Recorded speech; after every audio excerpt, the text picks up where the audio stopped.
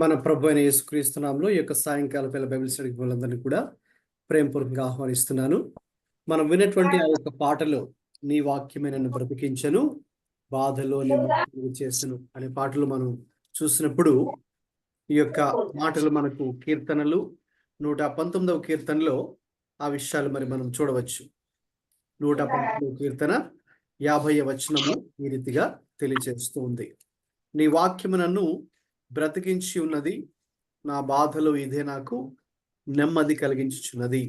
ఈ లోకంలో మనం జీవిస్తున్నప్పుడు అనేక రకాల పరిస్థితులు, మనకు బాధను కలిగించేటటువంటి పరిస్థితులు, మనల్ని ఇబ్బందికి గురి చేసే పరిస్థితులు, లేకపోతే మనల్ని అన్ని విధాలుగా ఈ యొక్క లోకంలో వెనకకు నెట్టివేసే పరిస్థితులు మనకు కలగచ్చండి. అయితే దేవునికి స్తోత్రం, ఈ పరిస్థితుల మధ్యలో దేవుని వాక్యమే మనకు గొప్ప ఆదరణను కలుగచేస్తుంది. దేవుని యొక్క వాక్యమే మనకు గొప్ప ప్రోత్సాహమును కలుగచేస్తుంది. దేవుని యొక్క వాక్యమే మనకు నెమ్మదిని, ప్రశాంతతను, ఆదరణను కలుగచేస్తుంది. అందుకే మనందరూ కూడా దేవుని యొక్క వాక్యమును మన జీవితాల్లో ప్రతి దినము కూడా ధ్యానిస్తూ, దేవుని వాక్యమును ప్రేమిస్తూ, దేవుడు మనతో చెబుతున్నటువంటి సంగతులను మరి మనము వాటి మీద ధ్యానం ఉంచి దేవుని యొక్క కృపలో ముందుకు కొనసాగాలని ప్రభు పేరిట కోరుతూ ఉన్నాను. ప్రతి గురువారము సాయంకాలము 7 గంటల నుంచి మనం ఈ యొక్క ఆన్లైన్లో గ్యాదర్ అవుతూ దేవుని యొక్క వాక్యాన్ని ఆశతో వింటూ ఉన్నాం. ఇందులో మరి విశ్వాసులు ఉన్నారు, అలాగే దేవుని సేవ చేసే వారు కూడా ఉంటారు. మనందరికి కూడా దేవుని యొక్క వాక్యమే మన జీవితాలలో గొప్ప శక్తిని, బలాన్ని అనుగ్రహించేది. దేవుని నామానికి మహిమ కలుగును గాక.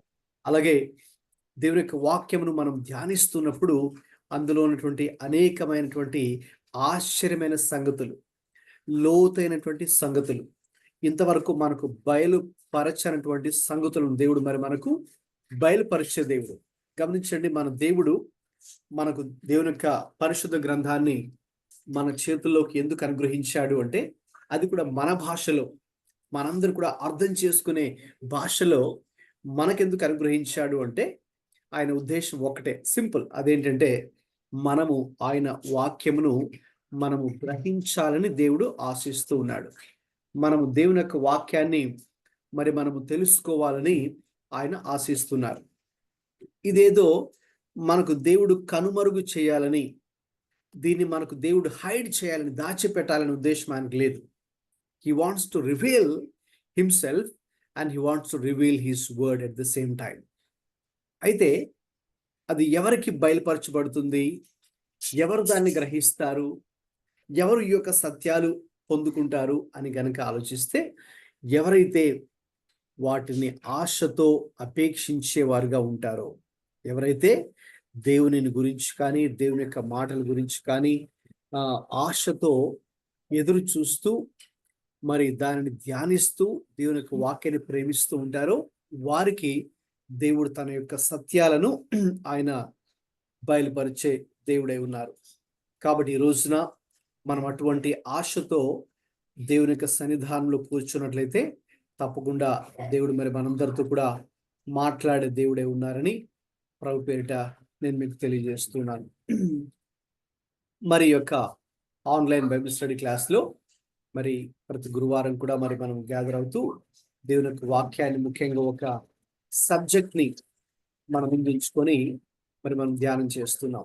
యేసుక్రీస్తు ప్రభు వారి యొక్క జీవితము, ఆయన చెప్పినటువంటి బోధలు, అలాగే ఆయన చేసిన పరిచర్య అనే సబ్జెక్టుని, అనే అంశాన్ని మనం నేర్చుకుంటూ ఉన్నాం. మనకు బైబిల్లో ఉన్నటువంటి క్రొత్త నిబంధనలో ఉన్నటువంటి మొదటి 4 పుస్తకాలు, మత్తయి సువార్త, మార్కు, లూకా, యోహాను, ఈ 4 సువార్తలను మనం ఆధారం చేసుకొని దేవుని యొక్క వాక్యాన్ని నేర్చుకుంటూ ఉన్నాం. మరిందులో యేసుక్రీస్తు ప్రభువారి యొక్క దైవత్వం, యేసుక్రీస్తు ప్రభువారు బోధించిన అనేక అంశాలలో మరి ఆయన ఏమై ఉన్నాడో దానిని ఆయన బయలుపరిచాడు. ఈ రోజులో చాలా మంది మరి ఒక కన్ఫ్యూజన్లో ఉన్నారు. మరి ముఖ్యంగా యేసుక్రీస్తుని లేక క్రైస్తవుని వ్యతిరేకించే వారు యేసుక్రీస్తు ప్రభు యొక్క దైవత్వాన్ని వారు ఒప్పుకోవట్లేదు. లేక యేసు ప్రభువారు దేవుడని ఎక్కడ చెప్పాడు? లేకపోతే ఆయన నన్ను ఆరాధించండి అని ఎక్కడ చెప్పాడు అని కొంతమంది యేసుక్రీస్తు ప్రభుని కావాలనే టార్గెట్ చేస్తూ కూడా ఉన్నారు. ఇటువంటి పరిస్థితుల్లో విశ్వాసులుగా కావచ్చు, లేక దేవుని వాక్యాన్ని బోధించే బోధకులే కావచ్చు, మనందరికి కూడా ఒక బలమైనటువంటి పునాది మనం కలిగి ఉండాలి. ఏ విషయంలో మనకు బలమైన పునాది కలిగి ఉండాలంటే on the divinity of the lord Jesus Christ. యేసుక్రీస్తు ప్రభువారి యొక్క దైవత్వము అనేటటువంటి అంశం మీద మనందరికి కూడా ఒక సంపూర్ణమైనటువంటి అవగాహన కలిగి ఉండాలి. అంటే ఆయనే దేవుడు, ఆయనే 100% దేవుడు అనే యొక్క సత్యము మనందరూ కూడా గ్రహించి ఉండాలి. అక్కడికి ఏమాత్రం మనకి ఇంకా అనుమానము, సందేహము కలగకూడదు. ఒకవేళ ఎవరైనా మనల్ని ప్రశ్నించినా కూడా యేసు ప్రభు ఎలాగ దేవుడండి అని చెప్పినప్పుడు కూడా మనము చాలా స్పష్టంగా చెప్పాలి. అందుకే నేను ఇంతకుముందు కూడా మీకు ఒకసారి ఈ 4 సంగతులు మీతో చెప్పాను. 4 things I spoke to you earlier. ఏంటి అంటే, మనం యేసుక్రీస్తు ప్రభువారి యొక్క దైవత్వాన్ని ఎలా తెలుసుకోగలమంటే, మొట్టమొదటిగా ఆయన ప్రత్యక్షంగా డైరెక్ట్గా చేసినటువంటి క్లెయిమ్స్ ద్వారా, రెండవదిగా ఇండైరెక్ట్గా ఆయన చెప్పినటువంటి విషయాల ద్వారా, మూడవదిగా ఆయన చెప్పినటువంటి బోధనల ద్వారా through teachings, and then fourthly through the miracles, అద్భుతముల ద్వారా ఆయన చేసిన మహత్కార్యాలు, అద్భుతాల ద్వారా కూడా ఆయనే దేవుడు అనే సత్యాన్ని చాలా స్పష్టంగా తెలియచేశారు. అందులో భాగంగానే ఈ యొక్క యోహాను సువార్తలో మనకు 7 సందర్భాలలో 7 చోట్ల ఐ యామ్ సేయింగ్స్ అని పిలుస్తాం. There are 7 I am sayings in the gospel of John. యోహాను సువార్తలో మరి 7 సందర్భాల్లో ప్రభువు ఆయన ఏమై ఉన్నారో వాటిని ఆయన బయలుపరిచారు. ఇంతకుముందే మరి మనము రెండింటిని వాటిని చూసాం. మరి ఆ యొక్క ఐ యామ్ సేయింగ్స్ ని గనక మనం పరిశీలిస్తే యోహాను సువార్తలో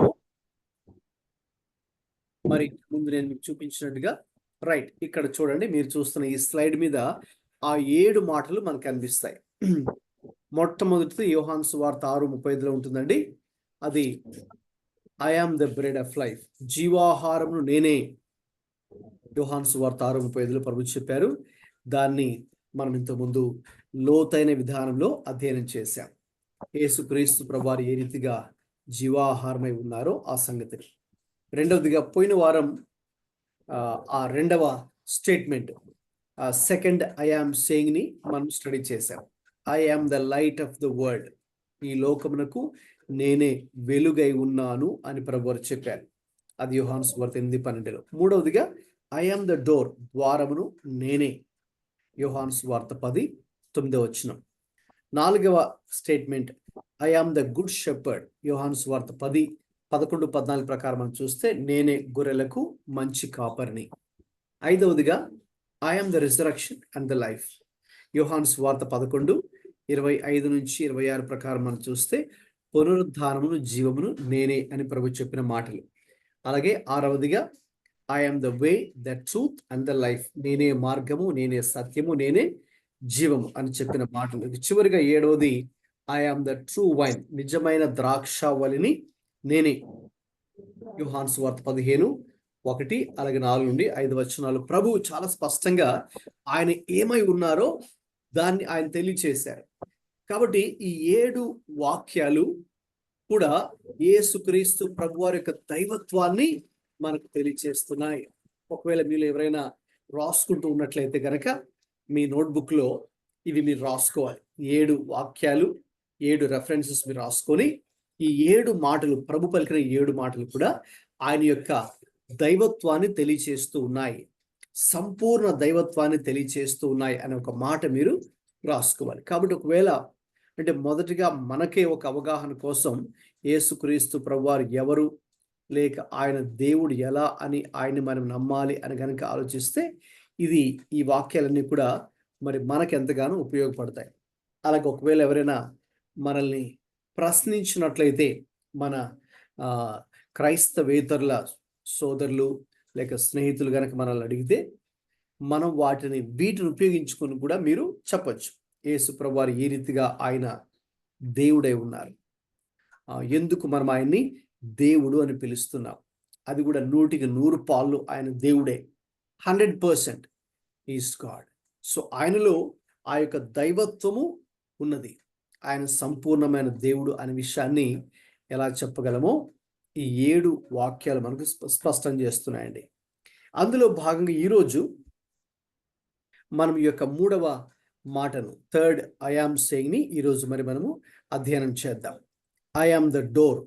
యోహాను సువార్త 10:9 ప్రకారం చూస్తే నేనే ద్వారమును అని ప్రభువారు తెలియచేసినటువంటి మాటలు.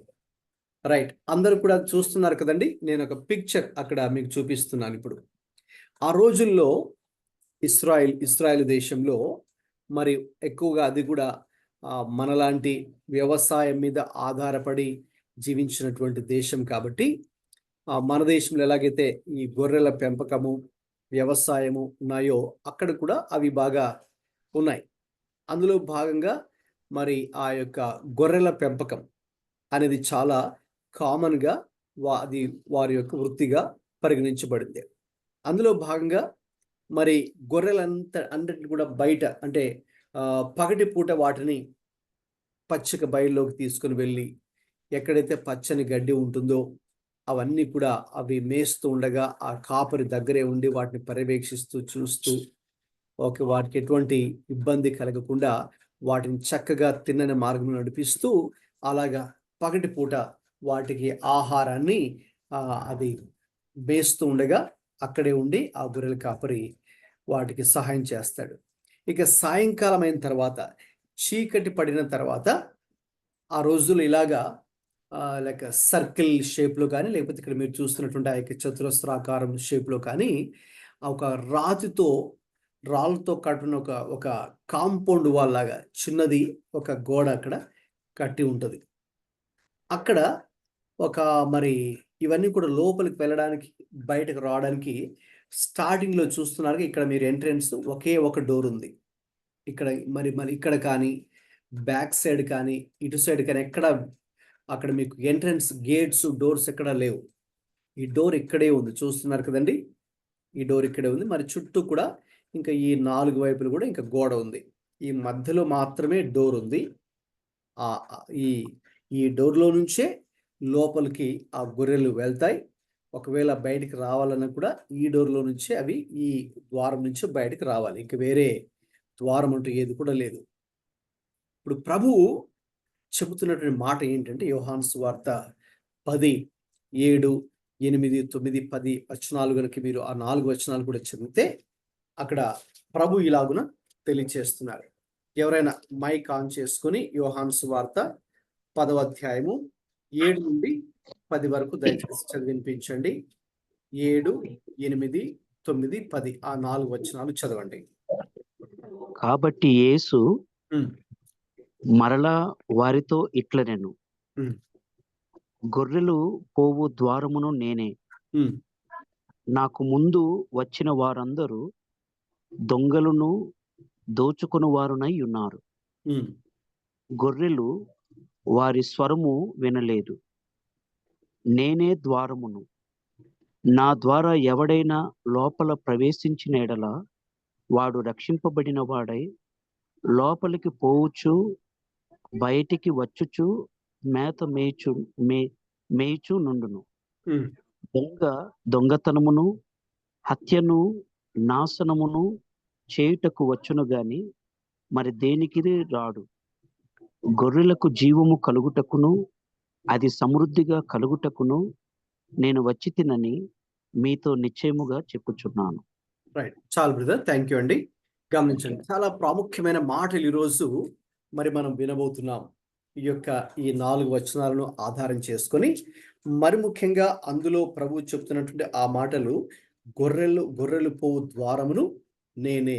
I am the door, I am the door, నేనే ద్వారమును అని చెప్తున్నారు కదండి ప్రభు.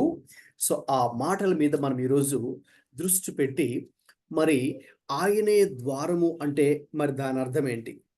నేను మీకు ఇచ్చినటువంటి పంపించినటువంటి ఆ యొక్క లింక్లో కొన్ని ప్రశ్నలు మీకు అక్కడ వేశాను. అది మీరు గమనించారో లేదో నాకు తెలియదు, కానీ ఒకసారి మీకు దాన్ని చదివి వినిపిస్తాను. What does it mean to know Jesus as the door? ఈరోజు నేను మీకు పంపించిన లింకులో నేను మీకు కొన్ని క్వశ్చన్స్ అని అక్కడ పెట్టాను. Focus questions for discussion. అంటే ఈరోజు ఈ యొక్క వాక్య భాగం ఆధారం చేసుకుని మనం అధ్యయనం చేస్తూ ఉండగా మనకు బహుశా మన మనసులో కొన్ని ప్రశ్నలు రావచ్చు, లేదంటే ఈ యొక్క వాక్య భాగం మీదనే మనకు కొన్ని ప్రశ్నలు రావచ్చు. ద్వారమును నేనే అని ప్రభు చెప్పినప్పుడు, ఐ ఆమ్ ద డోర్ అన్నప్పుడు, what does it mean to know Jesus as the door? మరి యేసు ప్రభు ద్వారము అని చెప్పినప్పుడు దాని అర్థం ఏంటి? అలాగే how does this image challenge other potential ways to access God? అంటే దేవుణ్ణి మనము చేరుకోవడానికి మరి ఇది కాకుండా వేరే ఇతర మార్గాలు ఏవైనా ఉన్నాయా? దాన్ని ఇది ఎలా సవాలు చేస్తుందో మనం ఎలా అర్థం చేసుకోవాలో కూడా ఈరోజు మనం తెలుసుకోబోతున్నాం. తర్వాత, what does the door symbolise in terms of security and protection?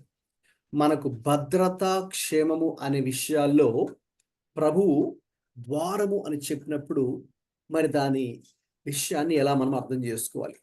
అలాగే how does this metaphor speak to the idea of freedom and access to God's presence? ప్రభువు ద్వారమును నేనే అని చెప్పినప్పుడు దేవుని యొక్క స్వేచ్ఛను, స్వాతంత్రాన్ని, ఆయన సన్నిధిని అనుభవించడానికి మనకు ఇది ఎలాగా ఉపయోగపడుతుంది?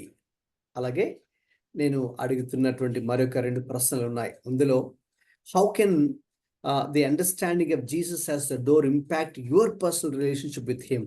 ఇప్పుడు చూడండి, ఆయన ద్వారం అన్నప్పుడు ఇప్పుడు అది మనకు ఆయనకు ఉన్నటువంటి యొక్క సంబంధాన్ని ఏ విధంగా తెలియచేస్తుంది?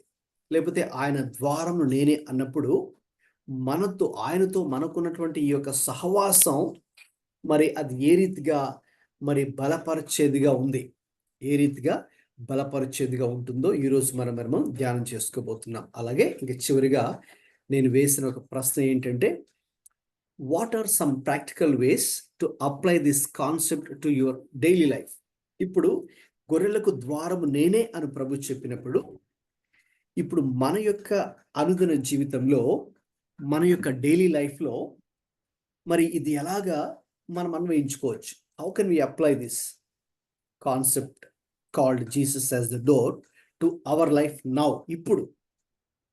ఇప్పుడు జీవిస్తున్నటువంటి మనకు, ఈ కాలంలో జీవిస్తున్నటువంటి మనకు యేసయ్య ఆ రోజు చెప్పినటువంటి ఆ మాటని మనం తీసుకొని how can we apply it to our lifes? మన యొక్క ఆత్మీయ జీవితానికి కానీ, మన యొక్క కుటుంబ జీవితానికి కానీ, లేక మన యొక్క పర్సనల్ లైఫ్ కానీ, మన యొక్క మినిస్ట్రీకి మనం చేసే పరిచర్య కూడా ఎలాగూ ఈ మాటను ప్రాక్టికల్గా అన్వయించుకోగలమో కూడా మనము వీటిని ఈ రోజున ధ్యానం చేసుకోబోతున్నాం. కాబట్టి వాటి మీద మీ యొక్క ఫోకస్ పెట్టినందుకే నేను వాటిని ఫోకస్ క్వశ్చన్స్ అని నేను వాటిని పిలుస్తాను. అంటే ఏదైనా మనం ఒక వాక్య భాగం చదువుతున్నప్పుడు మన ఫోకస్ వాటి మీద పెట్టినప్పుడు, ఆ వాక్య భాగం మీద పెట్టినప్పుడు, లేక అది ధ్యానిస్తుండగా మనకు వచ్చేటువంటి ప్రశ్నలు, క్వశ్చన్స్ ఏవైతే ఉన్నాయో వాటి మీద మనం ఫోకస్ పెట్టినప్పుడు డెఫినెట్గా మనకు సమాధానాలు కూడా మనకు వస్తాయి.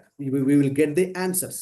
ఆ ఆన్సర్స్ ఎక్కడో ఉండవు, within the text itself. మనం ఎంచుకున్నటువంటి ఆ వాక్య భాగంలోనే పరిశుద్ధాత్మ దేవుడు మన కొరకై అక్కడ సమాధానం కూడా వ్రాయించాడు. కాబట్టి ఒకవేళ ఈ యొక్క వాక్య భాగము మనం అధ్యయనం చేస్తుండగా, నేను వాటిని వివరిస్తుండగా మీకున్నటువంటి ఇంకా ఇతరత్ర ప్రశ్నలు కావచ్చు, ఒకవేళ ఏవైనా వస్తే కనుక రాసుకోండి. రాసుకున్నప్పుడు మేబీ నేను షేర్ చేస్తున్నప్పుడు ఈ through out the Bible study డెఫినెట్గా మీకు ఆ క్లారిఫికేషన్ వస్తుంది. ఒకవేళ రాకపోయినా పర్లేదు, మీరు చివరిలో నన్ను అడగచ్చు, లేదంటే ఇక్కడ ఉన్నటువంటి ఆ చాట్ బాక్స్ ఆప్షన్ ఉంది కదా, అక్కడ కూడా మీరు టైప్ చేసి కూడా పంపించవచ్చు. మీకు ఒకవేళ ఏదైనా ఇది నేను ఎక్స్ప్లెయిన్ చేస్తుండగా మీకు ఒకవేళ ప్రశ్న వచ్చినా కూడా మీరు పంపించవచ్చు. నేను దాన్ని ఎక్స్ప్లెయిన్ కూడా చేస్తాను. ఓకే, చివరిగా అవి మన ఆత్మీయ జీవితాన్ని కట్టుకోవడానికి ఈ పాఠాలు మనం ఎలాగా అన్వయించుకోవాలి? How can we apply? ఎందుకంటే ఇది కేవలం మన మీద ఒక స్టడీ చేయడం కోసం మాత్రమే స్టడీ చేయట్లేదు. అది ఎందుకు స్టడీ చేస్తున్నాం? ఈ స్టడీ చేస్తున్నప్పుడు ప్రభు మనకు తెలియచేసే సత్యాలు, ప్రభు మనకు అనుగ్రహించే ఆ వాక్య ప్రత్యక్షత అంటాం, the revelation of the word, లేక దేవునికి వాక్యం ఉన్నటువంటి ఆ జీవం, that life that comes out of his word should be applied to our lifes and hearts. అది మనం వాక్యం ధ్యానం చేస్తుండగా ప్రభు తెలియచేసే సత్యాలు, లేక పరిశుద్ధాత్మ దేవుడు నీతో నాతో చెప్పేటటువంటి మాటలను మన జీవితానికి అన్వయించుకోవాలి. అప్పుడే మన జీవితంలో గొప్ప మార్పును మనం చూస్తాం. అప్పుడే అసలు వాక్యం కూడా ప్రభు ఎందుకు మనకు అనుగ్రహించాడో దాని అప్పుడే ఒక మీనింగ్ అనేది, ఒక అర్థం అనేది దానికి ఉంటుంది కదండి. కాబట్టి జాగ్రత్తగా కొంతసేపు మరి మనము ఏ డిస్ట్రాక్షన్ లేకుండా కూడా జాగ్రత్తగా ఫోకస్డ్గా ఒక దృష్టి పెట్టి ప్రభు యొక్క వాక్యం మీద ఇవి వినాలని నేను ప్రభుపేట కోరుతున్నాను. మంచిదండి. ఇప్పుడు మనం ఈ యొక్క వాక్య భాగంలోకి వెళ్దాం. మనం చదువుకున్న వాక్య భాగం అలాగే తెరిచి ఉంచండి. మీ యొక్క బైబిల్ని ప్రక్కన ఒక నోట్బుక్ కానీ ఏదైనా డైరీ కానీ ఉన్నట్లయితే పెట్టుకొని పెన్ రెడీగా ఉంచుకొని ఇక్కడ స్లైడ్ మీద నేను చెప్తున్నటువంటి ఆ యొక్క రెఫరెన్సెస్ కానీ, ఆ పాయింట్స్ కానీ, లేక ఎగ్జాంపుల్స్ కానీ మీరు అక్కడక్కడ నోట్ చేసుకోవచ్చు. అవన్నీ కూడా జాగ్రత్తగా ఇప్పుడు మనం వీటిని అధ్యయనం చేద్దాం. మొట్టమొదటిగా ఈ వాక్య భాగాన్ని మనం చదివినప్పుడు ద్వారమును నేనే అని ప్రభు చెప్పినప్పుడు అక్కడ మనకు ప్రభువారు 8వ వాక్యంలో కూడా చెప్పారు. యోహాను సువార్త 10:8లో గొర్రెలు పో ద్వారం నేనే అని, అలాగే మనకి 9లో కూడా అదే మాట రిపీట్ చేయడం జరిగింది. అంటే నేనే ద్వారమును అని కూడా ప్రభువారు చెప్పారు. అంటే కాబట్టి ఆల్మోస్ట్ మనకు 2 సార్లు ఇక్కడ ప్రభువారు I am the door, I am the door, నేనే మార్గమును, నేనే ద్వారమును, ద్వారం నేనే, ద్వారమును నేనే అని చెప్పారు. కాబట్టి ఇక్కడ who is the door, door అంటే ఎవరు? అఫ్కోర్స్ ఇక్కడ మీకు చూపించినటువంటి ఆ ఇమేజ్లో పిక్చర్ చూస్తారు కదా, మీకు ఒకసారి చూపిస్తాను చూడండి. రైట్, ఈ యొక్క పిక్చర్లో ఆ రోజుల్లో మరి గొర్రెల కాపర్లు ఇశ్రాయేల్ దేశంలో ఇలాగున సాయంకాలమైన తర్వాత అన్నిటిని కూడా ఈ యొక్క స్థలంలో వాటిని ఉంచేవారు. ఇది సర్కిల్గా ఉంటుంది, కొన్నిసార్లు ఇట్లా చతురస్రాకారంలో కూడా ఉంటుంది. రాతితో కట్టినటువంటి గోడ ఇది. ఇక ఇక్కడ స్టార్టింగ్లో మాత్రమే ఒక చిన్న ద్వారం పెడతారు. ఇక ఆ ద్వారంలో నుంచి అవన్నీ గొర్రెలు వెళ్తాయి. ఇంకా బయటికి రావాలని కూడా అవి ఇలాగే ఈ ద్వారం నుంచి రావాలి. ఆ రోజుల్లో మరి ఆ గొర్రెల కాపరి మరి రాత్రిపూట మరి ఎక్కడ ఉంటాడు, ఆయన ఎక్కడ పడుకుంటాడు అంటే ఇక్కడే ఈ ద్వారం దగ్గరే ఆయన కూడా పడుకుంటాడు. ఒకవేళ ఏవైనా రాత్రి ఇక్కడ నుంచి బయటికి ఏవైనా రావాలి అంటే ఆయన్ని దాటుకొని రావాలి, మళ్ళీ ఆయన దాటుకొని లోపలికి వెళ్ళాలి. అది ఆయనకు అర్థమైపోతుంది. ఆయన దాన్ని స్పర్శించగలడు. ఏదైనా గొర్రె ఇటువైపు వస్తుందా, బయటికి వెళ్ళిపోతుందా అనే విషయం ఆయనకు ఈజీగా అర్థమైపోతుంది. ఆయన దాన్ని సెన్స్ చేయగలడు కదండి. మీరు గమనించండి, గొర్రెల కాపర్ని వాళ్ళ సైకాలజీ మీకు అర్థం చేసుకోవచ్చు. గొర్రెలతో వాళ్ళు ఉన్నప్పుడు, వాటిని మేపుతూ ఉన్నప్పుడు, వాటిని సంరక్షిస్తున్నప్పుడు వారు వాటిని ఎంత జాగ్రత్తగా అక్కడ ఉంటారో, వాటికి తగినటువంటి జాగ్రత్తలు తీసుకుంటారో మరి అది మనం అర్థం చేసుకోవచ్చు కదండి. మన యొక్క గ్రామీణ ప్రాంతాల్లో ఈ గొర్రెలు మేకలు మేపేవారు ఉంటారు కదండి. కాబట్టి మీకు తెలుసు, వాళ్ళని చూసినప్పుడు వాటికి ఆ గొర్రెల కాపరికి ఉన్నటువంటి అనుబంధం కూడా, అంటే అవి బయటికి మాట్లాడలేకపోయినా వాటికి ఒక భాష ఉంటుంది. ఆ భాషను ఇతను అర్థం చేసుకోగలడు. ఈ గొర్రెల కాపరి వాటి యొక్క పరిస్థితులను అర్థం చేసుకోగలడు. రైట్. సో కాబట్టి ఇక్కడ గమనించండి, ఇక్కడ ద్వారం అన్నప్పుడు ఆ రోజుల్లో ఎంట్రన్స్ అనేది ఇక్కడ ఉంది. ఇంకా నేను చెప్పినట్టుగా ముందే మీకు ఇక్కడ బ్యాక్ సైడ్ కానీ, ఈ సైడ్ కానీ, ఈ సైడ్ కానీ ఎక్కడ కూడా ఇది లేదు, ద్వారం లేదు, ఓన్లీ ఇక్కడ మాత్రమే ఉంది. ఇప్పుడు ప్రభు ఐ యామ్ ద డోర్, గొర్రెలు పోవుటకు నేనే ద్వారమును, నేనే ద్వారమును అని ఆయన చెప్తున్నారు. నేనే ద్వారం. సో యేసు ప్రభు ఆ మాట చెప్పినప్పుడు మనకు యోహాను సువార్త 14:6లో చెప్పబడిన మాట మనకు గుర్తుకు రావాలి. ఒకసారి ఎవరైనా చదువుతారండి బైబిల్స్ ఉన్నవారు? యోహాను సువార్త 14:6. సాధారణంగా ఈ వాక్యం మనకి తెలిసినటువంటి పరిచయమైనటువంటి వచనమే. Jesus said to him, I am the way and the truth and the life. No one comes to the Father except through me. గమనించండి, నేనే మార్గమును అంటున్నారు ఈయన. అక్కడేమో డోర్, ఐఎమ్ ద డోర్ అంటున్నారు కదండి, నేనే ద్వారమును, ఇక్కడ నేనే మార్గమును. అంటే ఇక నా ద్వారా తప్ప ఎవడును కూడా ఇక తండ్రి యొద్దకు లేక దేవుని యొద్దకు రాడు. అంటే ఇప్పుడు చూడండి, మనము దేవుని యొద్దకు వెళ్ళాలి అంటే ఎక్కడైతే, అంటే ఆ గొర్రెల కాపురం తీసుకుంటే ఫిజికల్గా షెపర్డ్ని, ఆ గొర్రెలు ఆ కాపరం దాటుకుని అవి బయటకు రావాలి. లేదు బయటకు వచ్చిన గొర్రెలు మళ్ళీ లోపలికి వెళ్ళాలంటే ఆయన దాటుకుని వెళ్ళాలి. సో ఆయన ఎలాగైతే ద్వారంగా ఉన్నాడో, గేట్గా లేక ఎంట్రన్స్గా ఆయన ఉన్నారో, యేసుక్రీస్తు ప్రభువే మనం కూడా దేవుని తెలుసుకోవడానికి లేక దేవుణ్ణి చేరుకోవడానికి ఆయన ద్వారా మాత్రమే సాధ్యం. గమనించండి, యోహాను సువార్త ఒక వాక్యం చదవండి, 1వ అధ్యాయము 18వ వచనం చదవండి. John 1:18. ఫస్ట్ రాసుకోండి. ఇప్పుడు నేను చెప్పే విషయాలను కూడా దీనికి సంబంధించినటువంటి క్రాస్ రెఫరెన్సెస్ అని పిలుస్తాం. అంటే ఒక వచనం మనకు అర్థం అవ్వాలంటే బైబిల్లో దేవుడు మరికొన్ని వాక్యాలు రాయించాడు, వాటి ద్వారా మనం దీని అర్థాన్ని అర్థం చేసుకోవచ్చు. సో చదవండి, యోహాను సువార్త 1:18. No one has ever seen God, the only God who is at the Father's side. He has made him known. గమనించండి, ఎవడైనాను ఎప్పుడైనాను దేవుని చూడలేదంటారు. అయితే తండ్రి రొమ్మునున్న అద్వితీయ కుమారుడే ఆయనను బయలుపరచను. ఎవరు ఆ అద్వితీయ కుమారుడు? మనందరికి తెలుసు, ప్రభు అయిన యేసుక్రీస్తు కదండి. కాబట్టి దేవుణ్ణి ఎవరు ఎప్పుడు చూడలేదు. ఇప్పుడు ఆ దేవుణ్ణి ఎవరైనా చూడాలి అనుకుంటే ఎవరి ద్వారా చూడగలరు? ఎవరి ద్వారా చూడగలరు? ఆయన కుమారుడైనటువంటి యేసుక్రీస్తు ద్వారా మాత్రమే చూడగలరు. అవునండి, అది మాత్రమే సాధ్యం. అందుకే ఒకసారి శిష్యులు మరి ప్రభువుని ఒక ప్రశ్న వేశారు. ఏంటి ఆ ప్రశ్న అంటే, ప్రభువా మీరు ఎప్పుడు తండ్రి గురించి మాట్లాడుతున్నారు కదా, నేను తండ్రి యొద్ద నుంచి వచ్చాను, తండ్రి యొద్ద నుంచి పంపబడ్డాను, లేక ఆయన చిత్తాన్ని చేయడానికి ఇక్కడ నేను వచ్చాను, మరి ఆయన్ని గణపరచడానికి నేను ఇక్కడికి వచ్చాను అని చెప్తున్నారు కదా, ఒక్కసారి ప్రభువా ప్లీజ్ మాకు ఆ తండ్రిని చూపించు, మాకు అంతే చాలని అడిగారు శిష్యులు. అడిగితే ప్రభు ఏం చెప్పారండి? ప్రభు చెప్పిన మాట ఏంటంటే, తండ్రియు నేనును ఏకమై ఉన్నాము. తండ్రియు నేనును ఏకమై ఉన్నాము. అంటే నన్ను చూచిన వాడు ఇక తండ్రిని చూచినట్టే, నన్ను చూచిన వాడు తండ్రిని చూచినట్టే. కాబట్టి తండ్రి నేను ఏకమై ఉన్నా. కాబట్టి మనం ఆ తండ్రిని చూడాలంటే, ఆ పరలోకపు తండ్రిని మనం చేరుకోవాలి అంటే, ఇప్పుడు మనం ఎవరి ద్వారా వెళ్ళాలి అండి? యేసుక్రీస్తు ద్వారా మనం వెళ్ళాలి. అందుకే మొదటి తిమోతి పత్రిక 2:12 అక్కడ నేను మెన్షన్ చేసిన వర్సెస్లో లేదు, కానీ మీరు కావాలంటే రాసుకోండి. 1 తిమోతి 2:5 మొదటి తిమోతి 2:5లో అక్కడ ఉన్నట్టు ఒక వాక్యం ఏంటంటే, తీసిన వాళ్ళు చదువుతారండి. మొదటి తిమోతి 1:5, 2:5.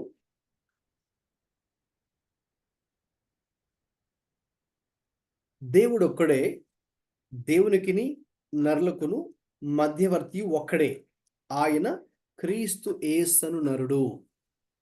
చూసారండి, ఇప్పుడు దేవునికి మానవునికి, పరిశుద్ధుడైన దేవునికి ఈ పాపి అయినటువంటి మనిషికి మధ్యలో ఆయన ఒక మధ్యవర్తిగా వచ్చాడు. వాస్తవంగా మనిషి దేవుని చేరుకోవాలని అనాది నుండి ఎన్నో ప్రయత్నాలు చేస్తున్నా కూడా అది సాధ్యం అవడం లేదు. ఎందుకంటే ఈ మనిషిలో పాపం ఉంది. దేవుడైతే పరిశుద్ధుడు, మనిషి అయితే మనిషిలో పాపం ఉంది. కాబట్టి ఈ పాపి అయిన మనిషి ఈ పరిశుద్ధుడు దేవుణ్ణి చేరుకోలేకుండా ఉన్నాడు. అందుకనే మరి ఆయన, మనందరికి తెలిసిన వాక్యం యోహాను సువార్త 3:16 కూడా నేను అక్కడ ప్రస్తావించాను, మెన్షన్ చేశాను స్లైడ్ మీద. యోహాను సువార్త 3:16లో మరి ఆయన తన అద్వితీయ కుమారుడిగా పుట్టిన వాని యందు విశ్వాసం ఉంచిన ప్రతివాడును అని ఉంది కదండి. కాబట్టి ఇప్పుడు ఆయనే యేసుక్రీస్తు, ఆయన యొక్క అద్వితీయ కుమారుడు, బిగాటన్ సన్. సో ఇప్పుడు ఆ యొక్క క్రీస్తు ద్వారానే మనము మరి ఆ యొక్క పరిశుద్ధుడైన దేవుణ్ణి చేరుకోగలం. దేవునికి స్తోత్రం. అందుకే యేసు ప్రభువారు శిలువ మీద మరణించిన తర్వాత ఆ దేవాలయంలో ఉన్నటువంటి అడ్డు తెర, అంటే పరిశుద్ధ స్థలానికి అతి పరిశుద్ధ స్థలానికి మధ్యలో ఒక అడ్డు తెర ఉంటుంది, వెయిల్ ఉంటుంది. ఆ అడ్డు తెర ఏమైందండి? అది చినిగిపోయింది, రెండుగా చినిగిపోయింది. అంటే ఇక పరిశుద్ధ స్థలానికి అతి పరిశుద్ధ స్థలానికి ఇక తేడా లేదు. యేసుక్రీస్తు యొక్క శిలువ మరణముతో ప్రభువారు మన కొరకే చిందించినటువంటి ఆ రక్తముతో లేక ఆ పాప పరిహారం ప్రభు చేయడంతో ఇక ప్రభువుని మనం ఇక నేరుగా చేరుకోగలము. ఎటువంటి మానవ మధ్యవర్తిత్వము లేకుండా, without any human mediatorship intervention, we can directly reach God. Or డైరెక్ట్గా మరి మనం దేవుని యొద్దకు, ఆయన సింహాసనం యొద్దకు మనకు యాక్సెస్ ఉంది ఇప్పుడు. దేవునికి స్తోత్రం. అందుకే హెబ్రీ పత్రిక 5వ అధ్యాయంలో కూడా మనకు అక్కడ పౌలు గారు చెప్తారు, ఇప్పుడు నేరుగా మనము ఆయన సింహాసనం యొద్దకు వెళ్ళడానికి అవకాశం ఉంది. ఎలా సాధ్యమైంది ఇది? ఇది కేవలము ప్రభు అయినటువంటి యేసుక్రీస్తు ద్వారా మాత్రమే అది సాధ్యం. యేసుక్రీస్తు ద్వారా మాత్రమే అది సాధ్యపడింది. అందుకే మనకిక అపోస్తుల కార్యాలు 4:12 నేను ఇచ్చిన ఈ యొక్క కొన్ని రెఫరెన్సెస్ లో అపోస్తుల కార్యాలు 4:12 కూడా ఒకటి. ఎందుకంటే రక్షణ అన్నది ఇక ఏ నామం ద్వారా మనకు లేదు, కానీ కేవలము యేసుక్రీస్తు అనే నామం ద్వారా మాత్రమే మనకు రక్షణ ఉన్నది. Okay, so salvation in no other name except Jesus Christ. యేసుక్రీస్తులో మాత్రమే మనం ఈ రోజున రక్షణ పొందవలసి ఉన్నది. ఎందుకంటే మరి ఆయనే, దేవుడైనటువంటి ఆయనే మనిషిగా ఈ లోకంలోకి యేసుక్రీస్తుగా దిగివచ్చి మన కొరకు ఆయన జీవించి మనందరి పాప శిక్షను ఆయన మీద వేసుకొని మనందరి పాపముల కొరకై, పాప ప్రాయశ్చిత్తం కొరకై మరణించాడు. కాబట్టి ఇప్పుడు ఎవరైనా సరే, వాళ్ళు ఏ కులస్తులైనా, ఏ మతస్థులైనా, ఏ ప్రాంతానికి చెందిన వారైనా, ఏ భాష మాట్లాడేవారైనా సరే, ఇప్పుడు పాప క్షమాపణ పొందుకోవాలి అంటే, పాపము నుండి విడిపించబడాలి, రక్షించబడాలి అంటే, మనం రక్షణ పొందిన దేవుడు ఒకే నామము, ఒకే ద్వారము, ఒకే మార్గము ప్రభు మనకు కలుగు చేశాడు. ఆ మార్గమే ప్రభు అయిన యేసుక్రీస్తు. దేవునికి స్తోత్రం. అందుకే ఇది మార్గము, ద్వారమే. కానీ ఎక్కడ కూడా మనం బైబిల్లో యేసుక్రీస్తు గురించి కానీ, క్రైస్తవం గురించి కానీ మతము అనే పేరు లేదు. కావాలంటే రాసుకోండి. ఎందుకంటే మన వాళ్ళకి తెలియక చాలా మంది మీ క్రైస్తవ మతము, లేక మీరు మతంలోకి దిగిపోయారు, లేక మతంలో కలిసిపోయారు, మతాన్ని పుచ్చుకున్నారు, మతాన్ని స్వీకరించి రకరకాలుగా మన వాళ్ళు మాట్లాడుతుంటారు కదండి, యేసుక్రీస్తు ప్రభు గురించి కానీ, క్రైస్తవం గురించి కానీ. అయితే బైబిల్లో చాలా స్పష్టంగా వ్రాయబడింది. యేసుక్రీస్తు గురించి ఏం వ్రాయబడింది? మార్గము అని వ్రాయబడింది. యేసుక్రీస్తు గురించి ఏం వ్రాయబడిందండి? మార్గము అని వ్రాయబడింది. అలాగే క్రైస్తవం గురించి కూడా ఏం వ్రాయబడింది? క్రైస్తవం గురించి కూడా అక్కడ మార్గము అనే మాటలే వ్రాశారు, కానీ ఎక్కడ కూడా మతము అనే మాట ఎక్కడ కూడా లేదు.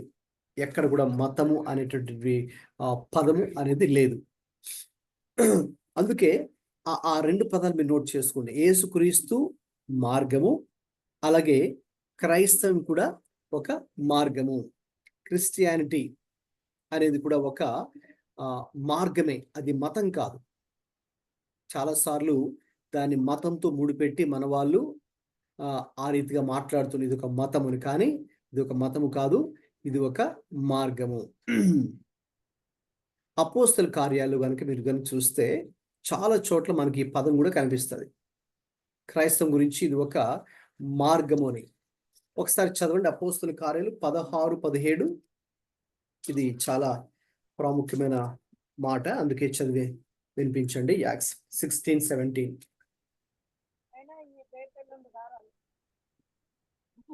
ఆమె పౌలును మమ్మును వెంబడించి, ఈ మనుషులు సర్వోన్నతుడైన దేవుని దాసులు, వీరు మీకు రక్షణ మార్గము ప్రచురించువారై ఉన్నారని కేకలు వేసి చెప్పాను. రక్షణ మార్గం అండి, వీలైతే అండర్లైన్ చేయండి. క్రైస్తవ్యం అంటే ఏంటంటే రక్షణ మార్గం. It's a way, not religion. ఓకేనండి. అలాగే 18వ అధ్యాయం 25వ వచనం అపోస్తల కార్యాలే. అందులో చాలా వాక్యాలు ఉన్నాయి, కానీ నేను జస్ట్ 1-2 మీకు చదివి వినిపిస్తాను. 18:25.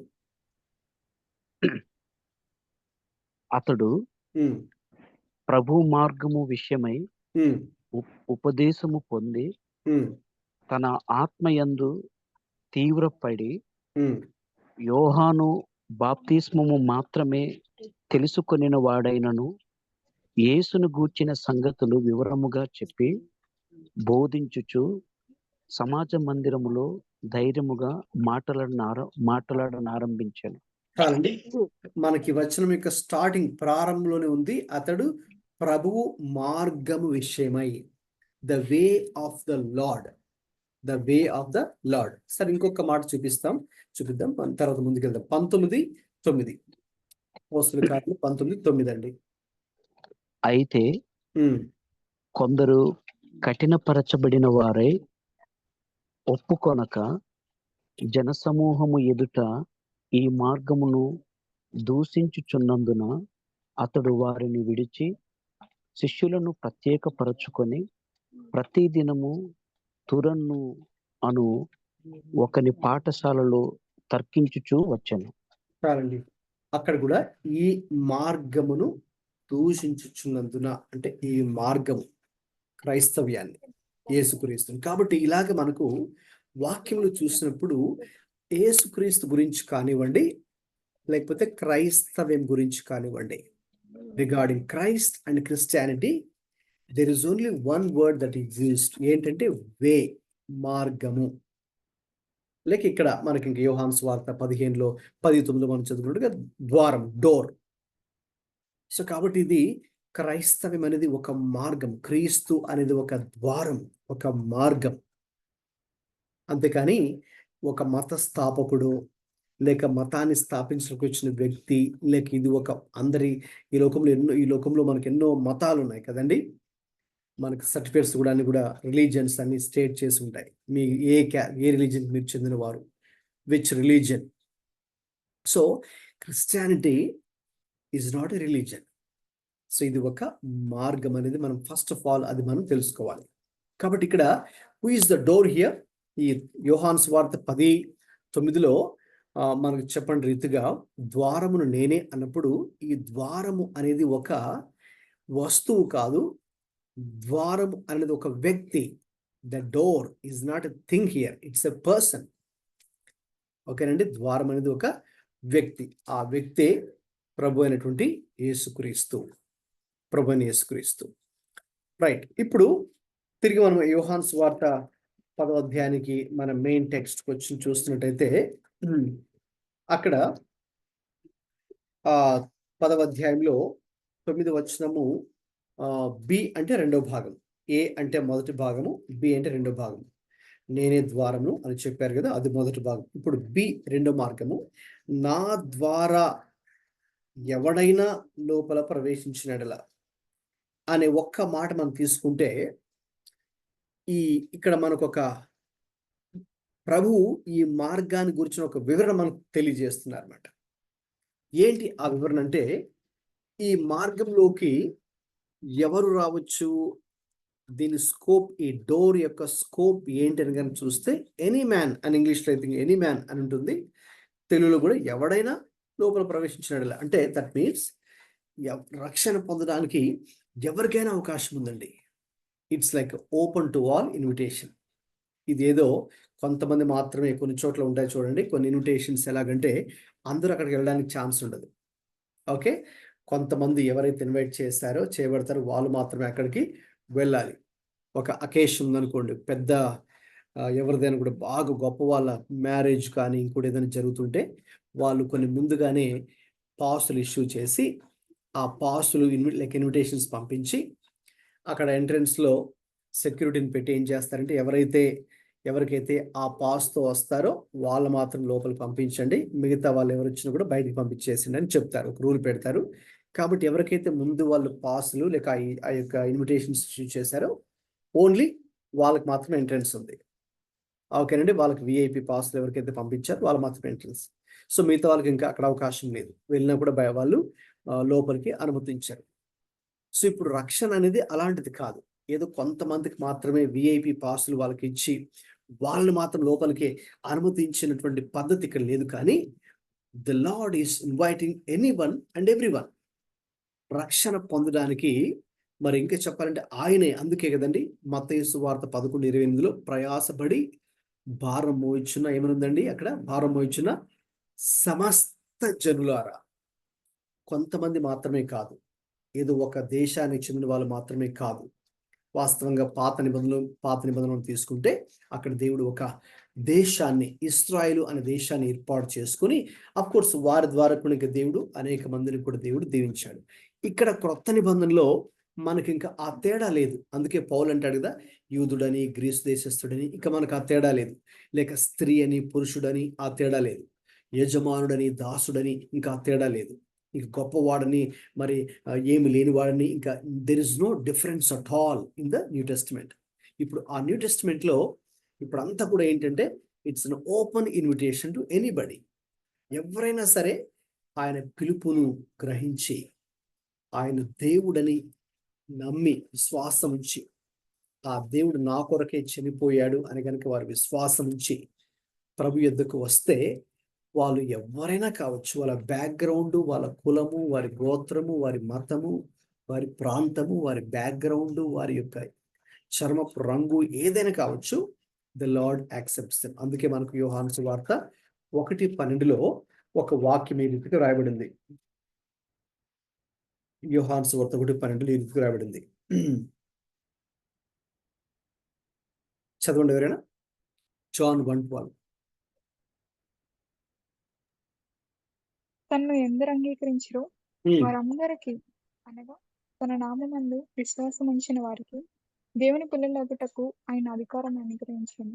చూడండి, ఇక్కడ తన్ను ఎందరు అంగీకరించిరో వారందరికీ, అనగా తన నామనందు విశ్వాసం ఉంచిన వారికి దేవుని పిల్లలగుటకు ఆయన అధికారం అనుగ్రహించాడు.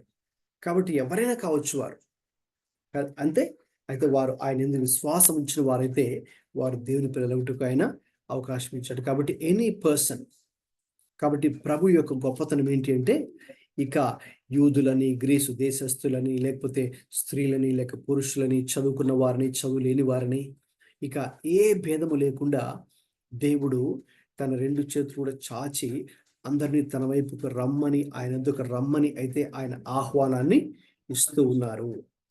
ఇంకా చెప్పాలంటే ఈ కృపాకాలంలో దేవుడు తన కృపను ఇంకా ఎక్స్టెండ్ చేస్తూ, కృపను విస్తరింపచేస్తూ ఆయన యొద్దకు రావడానికి, వచ్చి ఉచితముగా రక్షణ పొందుకోవడానికి, తర్వాత ఆయనకు కుమారులుగా కుమార్తెలుగా మారడానికి దేవుడు అవకాశము ఇస్తూ ఉన్నాడు. కోర్స్ కొంతకాలానికి దానికి ఒక టైం ఉంటుంది. ఆ గ్రేస్ పీరియడ్ కూడా, కృపాయుగానికి కూడా ఒక రోజు ఇక ఎండ్ కాబోతుంది. అంత లోపే దేవుడు మనకు అవకాశం ఇచ్చినప్పుడే, లేక మనకు కృప చూపిస్తున్నప్పుడే దాన్ని మనందరూ కూడా సద్వినియోగం చేసుకోవాలి. దాన్ని నిర్లక్ష్యం చేయకూడదు. కొంతమంది ఇప్పుడు కాదులేండి, తర్వాత చూద్దామండి, రక్షణ లేక బాప్తిసం తీసుకోవడం, లేకపోతే దేవుడి కోసం జీవించడం, ఇంకా చాలా టైం ఉంది, నేను ఈ లోకంలో ఇంకా చాలా ఎంజాయ్ చేయాల్సింది ఉంది, లేకపోతే చాలా చేయాల్సింది ఉంది, తర్వాత ఎప్పుడో మరి ముసలోళ్ళం అయిపోయిన తర్వాత. యాక్చువల్గా నేను ప్రభు నమ్ముకున్న కొత్తలో మరి అలాగే నా ఫ్రెండ్స్ కూడా అనేవారు, ఇప్పుడు ఏంట్రా మరి నువ్వు యవనస్తుడు కాబట్టి లైఫ్ని బాగా ఎంజాయ్ చేయలేదు, తర్వాత ఎప్పుడో ముసలోళ్ళం అయిపోయిన తర్వాత దేవుడి గురించి నువ్వు ఆలోచిద్దులే అన్నట్టుగా వాళ్ళు మాట్లాడేవారు. సాధారణంగా అందరూ అలాగే మాట్లాడుతుంటారు. ఇంకా చాలా సమయం ఉంది, ఇంకా ఎప్పుడో అన్నట్టుగా. అయితే కాదు, మనకు మరి ప్రతిదానికి కూడా ఎక్స్పైరీ డేట్ ఉన్నట్టుగా, ఓకే, మన జీవితానికి కూడా ఒక ఎక్స్పైరీ డేట్ ఉంది. కాబట్టి దేవుడు కృపను మనకు అనుగ్రహిస్తున్నప్పుడే we need to make use of that opportunity. Okay, అయితే అవకాశం అనేది అందరికీ, ఎనీ మ్యాన్. అందుకే మనం ఏం చేయాలండి, ఈ సువార్త ఎవరికి మనం ప్రకటించాలంటే అందరికీ ప్రకటించాలి.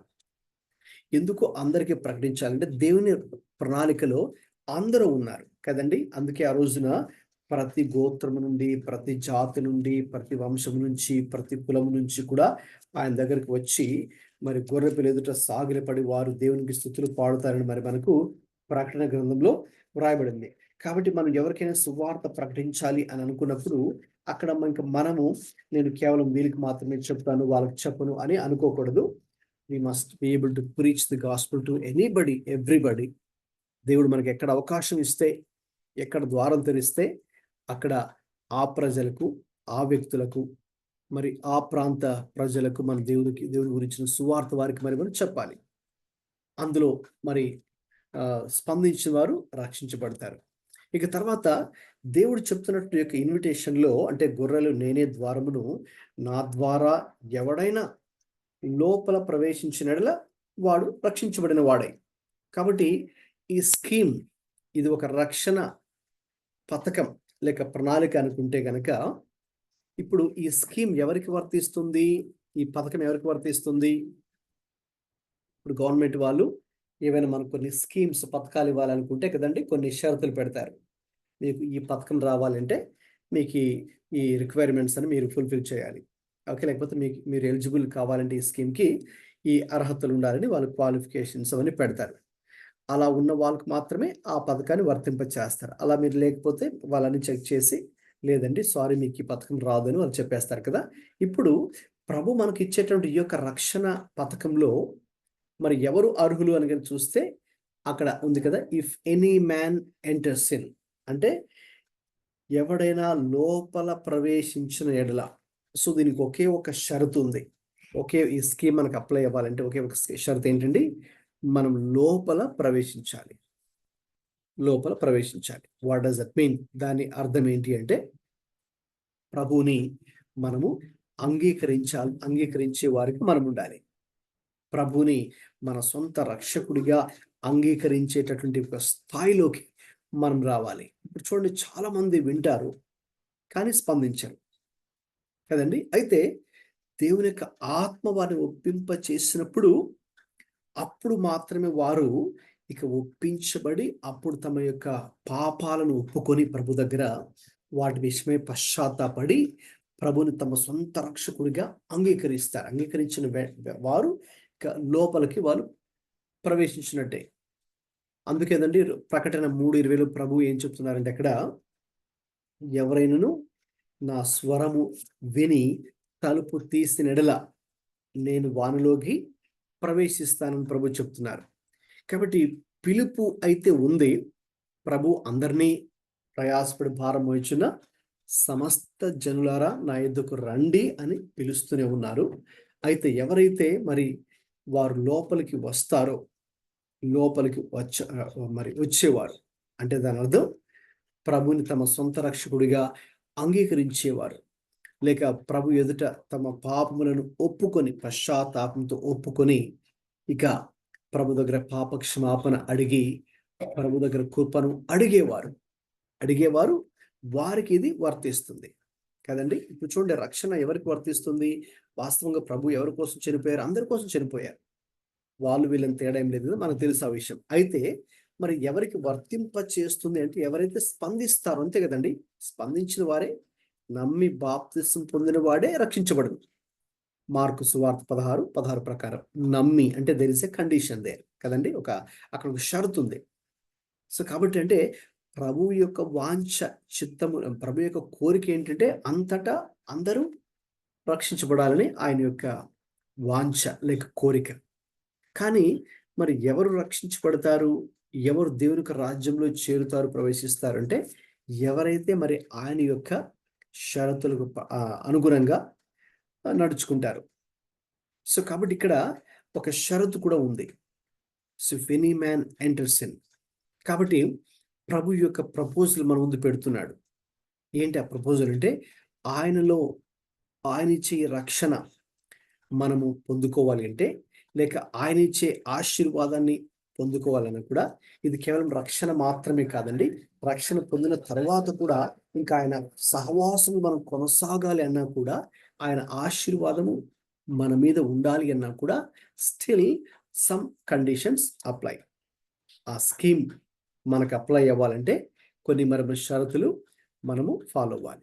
దేవుని యొక్క ఆశీర్వాదము అందరూ పొందుకోవాలని ఆశ అయితే ఉంటుంది కదండి. ఎవరికి నాకు ఆ దేవుని ఆశీర్వాదం వద్దని ఎవరికి ఉండదు కదండి. అయితే మనం దేవునికి వాక్యం చదివినప్పుడు ద్వితీయోపదేశకాండము 7 అలాగే 8 ఆ 2 చాప్టర్స్ 2 అధ్యాయాలు మనం చదివినప్పుడు, మరి ఎవరికి ఆశీర్వాదాలు వర్తింప చేస్తాయంటే, ఎవరైతే ఆయనకు విధేయత చూపిస్తారో వారు మాత్రమే ఆశీర్వాదాలు పొందుకుంటారు. ఇంకా చెప్పాలంటే అక్కడ ఒక షాకింగ్ స్టేట్మెంట్ కూడా ఉంటుంది. ఏంటంటే, అవిధేయత చూపించిన వారికి ఏముంటుంది? ఆపోజిట్, బ్లెస్సింగ్ ఆపోజిట్ ఏంటి? కర్స్ కదా, శాపం.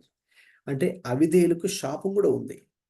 అంటే అందుకే నాణానికి coin, 2 sides of a coin అంటాం కదండి. నాణానికి 2 వైపులు అన్నట్టు, ఒకవైపు ఏమో ఓకేనండి దేవుని బోధ ఏంటి అంటే దేవునికి నేను విధేయుడుగా ఉంటే ఆశీర్వాదాలు, అయితే అవిధేయుడిగా ఉంటే మాత్రం శాపాలు కూడా ఉన్నాయి అని మనం తెలుసుకోవాలి. So that means there are conditions. అందుకే ప్రభు మనకు ఆజ్ఞలు ఇచ్చారు. ఆ ఆజ్ఞలను ఆయన సహాయంతో మనము గైకొన్నప్పుడు, నెరవేర్చినప్పుడు, then you are eligible to have blessing of the Lord. అప్పుడు మనము ప్రభు యొక్క ఆశీర్వాదానికి అర్హులు అవుతాం. కాబట్టి ఏదో ఆటోమేటిక్ జరిగిపోతుందిలే అని అనుకోవద్దు. ఆటోమేటిక్గా జరిపేది కాదండి.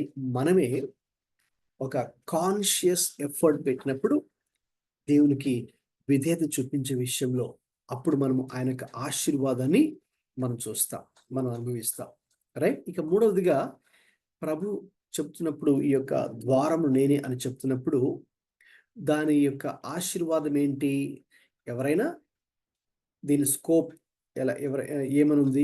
ఎనీ మ్యాన్, ఎవరైనా రావచ్చు, ఎనీ పర్సన్. అక్కడ కండిషన్ ఏంటి?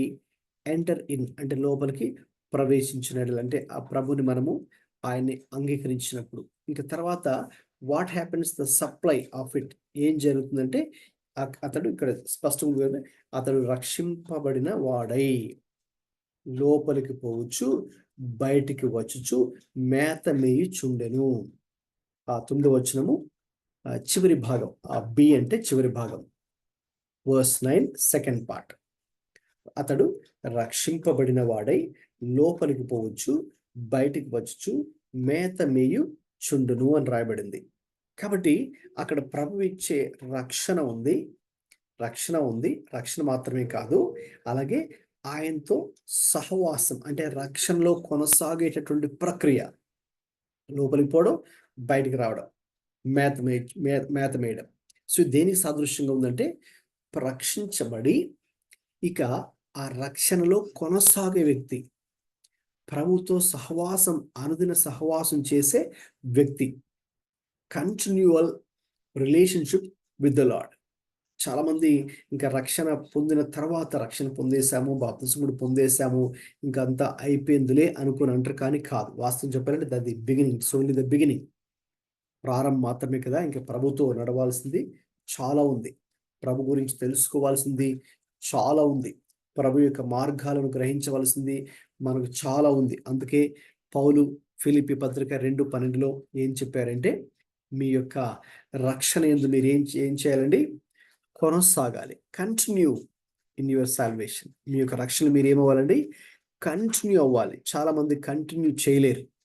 ఏదో కొంతకాలం వాళ్ళు మరి రక్షణలో ఉండి ఇంకా నెమ్మదిగా వాళ్ళు వెనక్కి జారుకుంటూ ఉంటారు.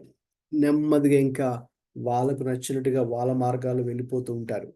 అయితే దేవునికి ఆశీర్వాదానికి మనం పాత్రులు అవ్వాలి అంటే ఆయనతో మరి ఏం చేయాలి? లోపలికి వెళ్తూ ఉండాలి, బయటకు వస్తూ ఉండాలి, మేత మేస్తూ ఉండాలి. సో ఆ పదాలకు అది ఇక్కడ సింబాలిక్గా చెప్పడం జరిగింది కాబట్టి, సాదృశ్య రూపకంగా చెప్పబడింది కాబట్టి దాని అర్థం ఏంటంటే రక్షణ పొందడం మాత్రమే కాకుండా ఇక రక్షణలో కొనసాగుతూ ప్రభువుతో సహవాసంలో ఉండడం, అది చాలా ప్రాముఖ్యం.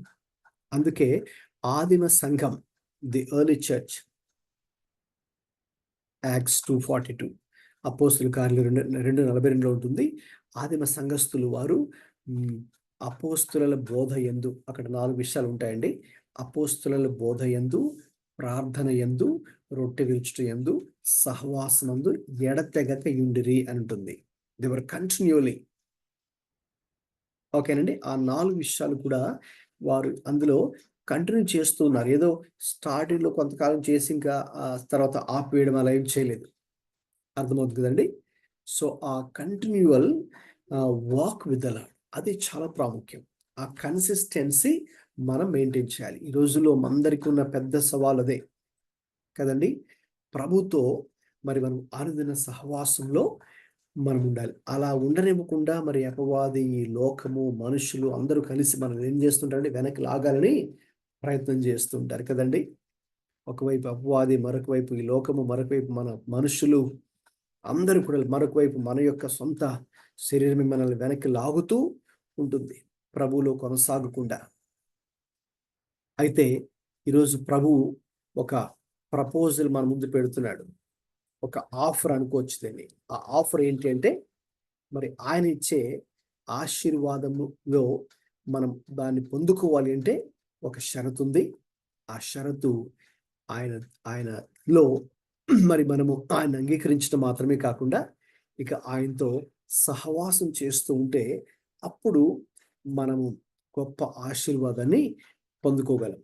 సో దానికి ఆ డోర్ ఆయనే కాబట్టి లోపలికి వెళ్ళడం, బయటకు రావడం. ఇప్పుడు మన హౌస్ ఉందనుకోండి, మన ఇంటికి డోర్ వెరీ ఇంపార్టెంట్ కదండి.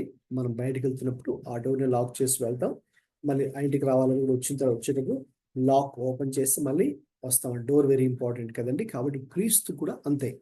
That is why he said I'm the door. అందుకే ఆయన చెప్పారు, నేను ద్వారం నేనేని ఆయన చెప్పారు. కాబట్టి మనం ఆయనలో లోపలికి వెళ్ళి మళ్ళీ బయటకు వచ్చి మేత మేసేవారిగా ఉండాలి అంటే, ఆరోగ్యకరంగా ఉండాలి అంటే, సో కాబట్టి దానికి మార్గము క్రీస్తు మాత్రమే, లేక ద్వారము క్రీస్తు మాత్రమే. ఇప్పుడు చూడండి, రక్షణ పొందిన తర్వాత ప్రభు ఇంకా మనకి ఎటువంటి ఆశీర్వాదాన్ని ఇవ్వగలరో ఇక్కడ నేను మీకు ఒక 3 విషయాలు మెన్షన్ చేశాను. అవి మీరు రాసుకోవచ్చు. తర్వాత ఇప్పుడు నేను వాటిని ఎక్స్ప్లెయిన్ చేసేటప్పుడు మీరు జాగ్రత్తగా వినండి. వీలైతే ఆ వాక్యాలు కూడా చదువుకుందాం. ఇప్పుడు ప్రభువు మరి మనం లోపలికి వెళ్తూ బయటకు వస్తూ మేత మేసేవారిగా ఉంటాం అంటే చక్కగా ఆరోగ్యంగా ఉంటాం అంటే ఏంటి? రక్షణ పొందిన తర్వాత రియాలిటీ మనం మాట్లాడుకుందాం, వాస్తవాలు కొన్ని మాట్లాడుకుందాం. రైట్? మనం ఎప్పుడైతే ప్రభువుని మన సొంత రక్షకుడిగా అంగీకరిస్తామో దాని తర్వాత ఏం జరుగుతుంది ఇక్కడ అంటే, మన ఆత్మీయ జీవితంలో ఈ భూమి మీద ఉన్నప్పుడు ఏం జరుగుతుందంటే, మనం ఇంకా అంటే పరలోకానికి ఇంకా ఎత్తబడలేదు కాబట్టి, లేక రక్షణ పొందిన వెంటనే మనం పరలోకానికి వెళ్ళం కాబట్టి జనరల్గా వాట్ ఇస్ క్రైస్ట్? క్రీస్తు మనల్ని ఏం చేస్తాడంటే, ఆయన మనల్ని విమోచించే దేవుడై ఉన్నారు. హీ లిబరేట్స్ అస్. ఎక్కడి నుంచి ఆయన విమోచిస్తాడండి అని కనుక ఆలోచిస్తే 3 విషయాలు ఉన్నాయి ఇక్కడ. From the penalty of sin, పాపపు శిక్ష నుంచి ఆయన మనలను విడిపిస్తాడు లేక విమోచిస్తాడు. రోమపత్రిక చదవండి 6:23.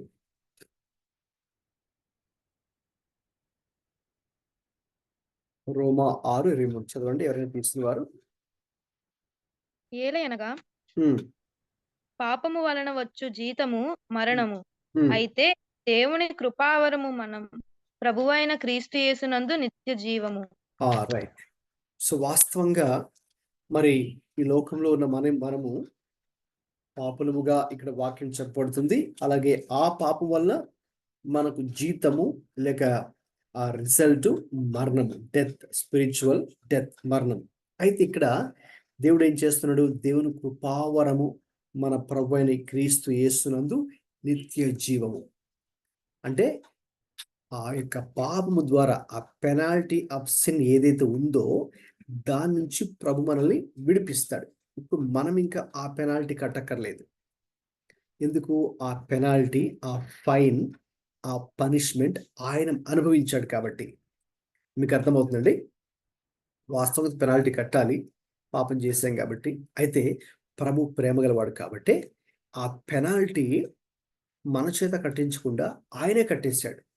అంటే ఆ యొక్క పనిష్మెంట్ ఆయన మీద వేసుకున్నాడు కాబట్టి now we are completely liberated or delivered from the penalty of sin. So ఆ పాపం వల్ల వచ్చేటటువంటి ఆ యొక్క జీతం, మన మీద రూల్ బ్రేక్ చేస్తే దానికి తగిన పెనాల్టీ ఉంటుంది కదండి, ఫైన్ పే చేయాలి. ఇప్పుడు ఆ ఫైన్ అమౌంట్ ఓకేనండి ప్రభువే పే చేశారు. వండర్ఫుల్. సో కాబట్టి now we are free from the penalty of sin. అంత మాత్రమే కాదు, చాలా మంది ఈ విషయంలో నలిగిపోతూ ఉంటారు, స్ట్రగుల్ అవుతూ ఉంటారు. ఏంటంటే మరి మనము రక్షణ అయితే పొందాము, బాప్తిస్మానత తీసుకున్నాము, అయితే మనం ఇంకా ఈ లోకంలో ఉన్నాం కాబట్టి మరి అపవాది మన సాతాను మన శత్రువైనటువంటి అపవాది సాతాను, లేకపోతే ఈ యొక్క లోకాశలు, లేకపోతే మనకున్నటువంటి శరీరాశల ద్వారా మనం ఇంకా పాపంలో మనల్ని పడవేయడానికి ఎన్నో వాడు కుయుక్తులు పన్నుతుంటాడు కదండి. అయితే అటువంటి పరిస్థితుల్లో మరి రక్షణ పొందిన వ్యక్తికి దేవుడు ఇచ్చేటటువంటి ఒక వాగ్దానం ఏంటో ఇక్కడ మనకు ఉందండి. ఒకసారి ఈ వాక్యం చదవండి. సేమ్ చాప్టర్ వర్స్ 14 చదవండి. రోమన్స్ 6:14.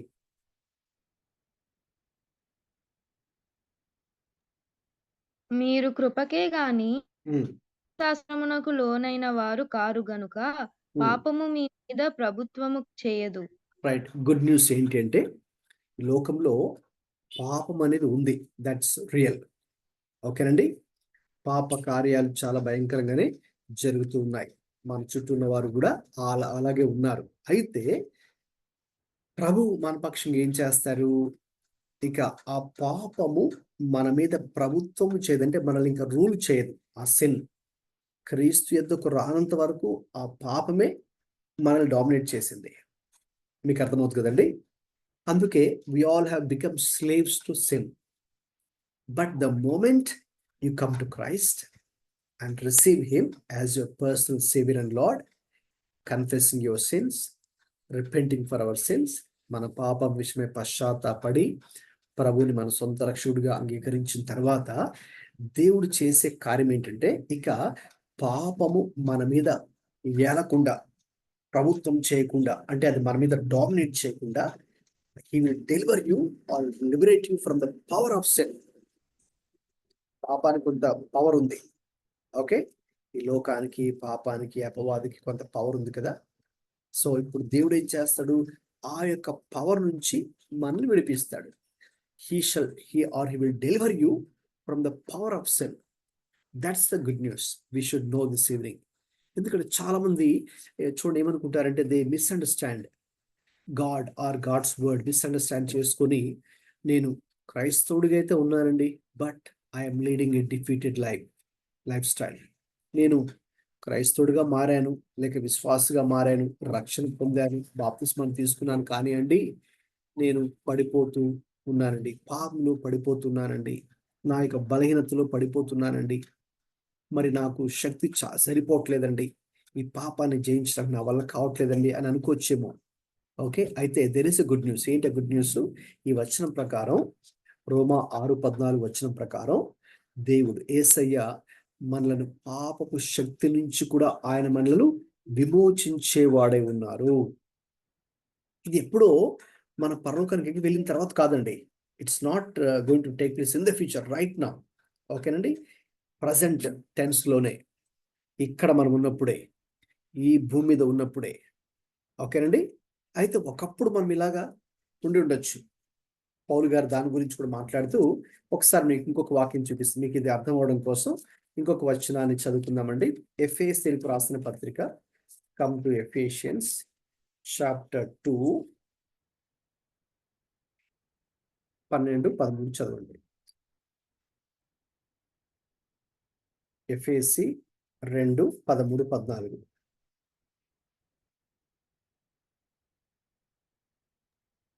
అయినను మునుపు దూరస్తులైన మీరు ఇప్పుడు క్రీస్తు క్రీస్తు రక్తం వలన సమీపస్తులై ఉన్నారు. ఆయన మన సమాధానమై ఉండి మీకును మాకును ఉన్న ద్వేషము అనగా విధిరూపకమైన ఆజ్ఞలు కల ధర్మశాస్త్రము తన శరీరమందు కొట్టివేయటి చేత మధ్య కోడను పడగొట్టి మన ఉభయములను ఏకం చేశాను. రైట్. సో ఇక్కడ ఒకప్పుడైతే మీరు దూరస్తులుగా ఉన్నారు, ఒకప్పుడైతే మీరు పాపంలో ఉన్నారు, ఒకప్పుడైతే మీరు నిబంధన లేని ప్రజలుగా మీరున్నారు, ఒకప్పుడైతే మీరు ఈ రీతిగా పాపము చేత లేక ధర్మశాస్త్రము యొక్క క్రింద మీరు ఉన్నారు. అయితే ఇప్పుడు క్రీస్తు రక్తము ద్వారా మీరేం చేయబడ్డారండి? విడిపించబడ్డారు, సమీపస్తులుగా చేయబడ్డారు. ఓకేనండి. ఇక ఆయనకు ఇంకా చెప్పాలంటే మన 1 తిమోతి 1 పేతురు 2:9 చదివితే అక్కడ ఇంకా ఇప్పుడు దేవుడు మనం ఏం చేశాడంటే ఆయన యొక్క రాజులైనటువంటి యాజక సమూహంగా దేవుడు ఇప్పుడు మనల్ని మార్చివేశాడు. అంటే మన యొక్క ఐడెంటిటీ మారిపోయింది. సో మన ఐడెంటిటీ ఏంటి? మన ఐడెంటిటీ ఒకప్పుడు we were sinners, ఇప్పుడు మన ఐడెంటిటీ ఏంటండి? సెయింట్స్. వండర్ఫుల్ కదండి. అంటే ఒకప్పుడు మనందరూ పాపులే, కానీ క్రీస్తుని విశ్వాసం ఉంచడం ద్వారా క్రీస్తు నన్ను ఏం చేశాడండి? పరిశుద్ధుడిగా లేక పరిశుద్ధురాలుగా మనల్ని చేశాడు. So in God's sight we are all saints now. దేవుని దృష్టిలో మనందరూ ఎవరండి? పరిశుద్ధులు. సో ఈ సెయింట్ హుడ్ ఈ యొక్క సెయింట్ హోదా అనేది, పరిశుద్ధులుగా మార్చబడిన స్థితి ఎప్పుడో మనం చనిపోయిన తర్వాత దేవుడు ఇవ్వట్లేదు. ఇక్కడ ఉన్నప్పుడే, ఈ భూమి మీద ఉన్నప్పుడే ప్రభువుని అంగీకరించిన తర్వాత, ఎప్పుడైతే నీవు నేను ప్రభువుకి లోబడుతూ, వాక్యానికి లోబడుతూ జీవిస్తూ ఉంటామో, అప్పుడు దేవుడే మనల్ని, పాపులుగా ఉన్న మనలను దేవుడు పరిశుద్ధులుగా మారుస్తూ ఉన్నాడు. So that is called justification process. ఎలాగంటే ఒక కోర్టులో ఒక కేసు ఏదైనా ఫైల్ అయిన తర్వాత, కోర్టుకు వెళ్ళిన తర్వాత ఆ యొక్క కేసుని జడ్జి గారు టేకప్ చేసి, ఇక అతని గురించి వాదనలు ఫార్ అగేన్స్ట్ అన్ని కూడా విన్న తర్వాత, ఫైనల్గా ఆ యొక్క ఎవిడెన్సెస్ అన్ని కూడా పరిశీలించిన తర్వాత ఒక కంక్లూజన్కి వచ్చి ఒకరోజు జడ్జ్మెంట్ డిక్లేర్ చేస్తాడు కదండి. సో అండ్ సో గురించి ఇప్పటిదాకా వాదనలు అన్ని జరిగాయి, ఇప్పుడు నేను ఇక జడ్జ్మెంట్ ఇచ్చేస్తున్నాను. సో అండ్ సో వ్యక్తి ఈ అతనిలోకి ఏ దోషము లేదు అని ఒక డిక్లరేషన్ చెప్పినట్టుగా, ఓకే, ఫౌండ్ నాట్ గిల్టీ అనే ఒక స్టేట్మెంట్ ఇచ్చినట్టుగా, బోత్ ఓరల్లీ అండ్ రిటర్న్ వేలో కూడా ఇచ్చినట్టుగా, it's a declaration that the Lord is giving to us. ఏంటి? మనము పాపులుగా ఉన్న మనలను పరిశుద్ధులుగా ఆయన మార్చాడు. పరిశుద్ధులుగా మార్చమే కదా, now he has liberated us from the power of sin. That means ఇప్పుడు ఇంకా పాపానికి మన మీద ఇంకా అధికారం లేదు. అంటే మనల్ని పట్టి బందీలుగా ఉంచడానికి, లేక మన మీద పెత్తనం చలాయించడానికి, అధికారం చలాయించడానికి, మనల్ని రూల్ చేయడానికి ఇంకా సిన్ హ్యాస్ నో పవర్.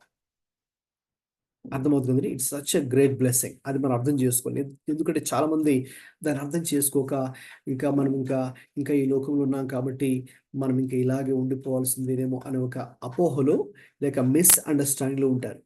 కానీ what the Lord has done for us we must know. So first of all we are liberated from the penalty of sin. Secondly ఏముందండి? స్లైడ్ మీద చదవండి ఎవరైనా, మీరు కూడా పార్టిసిపేట్ చేయాలి. From the power of sin. మూడవదిగా చదవండి, ఏముంది స్లైడ్ మీద? The presence of sin. From the presence of sin. మీరు అనొచ్చు, మనం ఇంకా ఇక్కడే ఉన్నాం కదండి పాస్టర్ గారి, భూమి మీద ఉన్నాం కదా, ఈ భూమి అంతా కూడా మరి పాపం చేత నిండుకొని, ఎందుకంటే ఈ యుగాధిపతి, the god of this air, the prince of the air అని అపవాదికి, డెవిల్కి, శాటన్కి అనేక పేర్లు ఉన్నాయి. అంటే కంప్లీట్గా, అంటే వాడు ఇంకా పూర్తిగా బంధించబడలేదు కాబట్టి అది it's going to take place in the future. ఇంకా వాడుకున్న ఆ కొద్దిపాటి శక్తితో వాడు ఏం చేస్తున్నాడు? మరి మనుషుల్ని వాడు పాడు చేస్తున్నాడు. కాబట్టి మన చుట్టూ ఈ పాపం చేసేవారే ఉన్నారు. సో కాబట్టి we are living in the presence of sin కదండి. అయితే మనకి దేవుని ఆశీర్వాదం ఏంటి అంటే, క్రీస్తులో, లేక క్రీస్తు నీ కొరకు నా కొరకు ఆయన ఏం చేయగలడంటే, he can liberate you from the presence of sin. Okay, అది ఇంకా ఫ్యూచర్లో కంప్లీట్గా దాన్ని ఆయన చేయబోతున్నాడు. కంప్లీట్గా ఫ్యూచర్లో చేయబోతున్నాడు. ఆ యొక్క అంటే ఇంకా ఆ సిన్ ప్రజెన్సే ఉండకుండా ఫ్యూచర్లో, అంటే అందుకే మనకి ప్రకటన 21:27లో, 1 కొరింథీ 15 ఆ వచనాలను చూసినప్పుడు దేవుడు ఆ రీతిగా మనలను ఈ యొక్క ఎటువంటి మరి పాపం మన చుట్టూ కూడా లేకుండా కూడా దేవుడు కంప్లీట్గా మరి మనం చేయగలడు. సో ఆ బ్లెస్సింగ్స్ క్రీస్తు యేసు మనకు అనుగ్రహించేవాడై ఉన్నారు. రైట్, మనం చదువుకున్నాం కదండి, ఈ యొక్క ద్వారం నేనే అని ప్రభు చెప్పినప్పుడు, అతడు రక్షించబడిన వాడై అన్నప్పుడు ఇది కూడా మనం అర్థం చేసుకోవాలి. దేని నుంచి రక్షించబడిన వాడై? పాపం యొక్క అపరాధం నుంచి రక్షించబడిన వాడై, from the penalty of sin or from the power of sin or from the presence of sin మనము రక్షించబడిన వారమై. ఆ మాట చూశారు కదండి, యోహాను సువార్త 10లో 9వ వచనము ఎండింగ్ లో ఉంటది. అందుకే సెకండ్ పార్ట్ అది మనం చూస్తే ఒకసారి అక్కడ చూడండి. నా ద్వారా ఎవడైనా లోపల ప్రవేశించిన ఎడల వాడు రక్షింపబడిన వాడై. సో ఎక్కడి నుంచి రక్షించబడిన వాడై? పాపం. ఇప్పుడు ఈ మూడు పాయింట్లు మీరు ముందుంచుకొని ఇప్పుడు ఆ మాటలు కనుక చదివితే, we are saved from the penalty of sin, from the power of sin and from the presence of sin. Okay, రక్షించబడిన వారమై. అందుకే దేవుడు మనకు ఈ లోకంలో ఆ యొక్క విక్టోరియస్ లైఫ్, విజయవంతమైన జీవితం, లేక మనం పాపాన్ని జయించేటటువంటి ఒక జయ జీవితం. ఓకే, అందుకే పౌలు we're more than conquerors in Christ. క్రీస్తు యేసులో మనము జయించేవారిగా ఉన్నాం. మనం ఏదో ఓడిపోయేవారిగా ఉండాల్సిన అవసరం లేదు. సాతాను గాడు చాలాసార్లు మన దగ్గరికి వచ్చేవాడు, ఇదిగో నీవు ఓడిపోయిన దానివి, ఓడిపోయిన వ్యక్తివి, లేకపోతే అని అది ఇది మన బలహీనతల గురించి వాడు మాట్లాడుతూ ఉంటే అప్పుడు మనం చెప్పాలి, లేదు లేదు, వాక్యం ఇలా తెలియజేస్తుంది, I am conqueror in Christ, I am more than conqueror in Christ, I am an overcomer in Christ. క్రీస్తు యేసులో నేను విజయాన్ని పొందుకున్న వ్యక్తిని. అలాగే నేను ఈ యొక్క పాప నియమం నుంచి విడిపించబడిన వ్యక్తిని. ఎందుకంటే రోమాపత్రిక 7లో పౌలు గారు ఆ విషయాన్ని తెలియజేస్తారు. ఆయన ఏమన్నారంటే, ఇదిగో నాకు మంచి ఏంటో తెలుసు, చెడు ఏంటో తెలుసు, మంచి చేయాలనుకుంటున్నాను, చెడు చేయకూడదు అనుకుంటున్నాను, కానీ చివరికి ఏం చేస్తున్నాను, చివరికి నేను చేయాలనుకున్న మంచి చేయలేకపోతున్నాను, చేయకూడదు అనుకున్న చెడునే జరిగిస్తున్నాను, అయ్యో నేను దౌర్భాగ్యుడినే అని అనుకున్నాడు. చాలా మంది అక్కడికి చదివి ఆగిపోతారు. అంటే ఈ లోకంలో ఉన్నప్పుడు ఇలాగే మన పరిస్థితి ఉంటుందేమో అని అనుకుంటాం. Though there is a struggle, okay, between these two things, but the end of the day చివరికి ప్రభు మన పక్షంగా చేసే కార్యం ఏంటంటే, ప్రభు నన్ను అట్టి నియమం నుంచి ప్రభు నన్ను విడిపించను అని ఉంటుందండి. Very clear. రోమాపత్రిక 7వ అధ్యాయము 25లో ఆయన చెప్పారనమాట. ఆయన నన్ను ఈ యొక్క పాప నియమం నుంచి దేవుడు నన్ను విడిపించను. 8వ అధ్యాయం రోమా 8:2లో చాలా స్పష్టంగా ఉంటుంది. క్రీస్తు యేసునందు జీవమునిచ్చు ఆత్మ యొక్క నియమము పాపం మరణంలో నియమము నుండి నన్ను విడిపించను. అందుకే ఆయన ఇంకా సంతోషంతో మన ప్రభు అయిన యేసుక్రీస్తు ద్వారా దేవునికి కృతజ్ఞతాస్తులు చెల్లించుచున్నాను అని ఆయన ఒక విధంగా చెప్పాలని సంతోషంతో అతను చెప్తున్నాడు రోమా 7:25లో. ఎందుకంటే దేవుడు నన్ను విడిపించాడు, రక్షించాడు. ఎక్కడి నుంచి విడిపించాడండి? దేని నుంచి రక్షించాడు ఆయన అంటే, ఈ 3 విషయాల నుంచి. From the penalty of sin, from the power of sin, from the presence of sin. యేసయ్య మనలను విడిపించాడు లేక రక్షించాడు.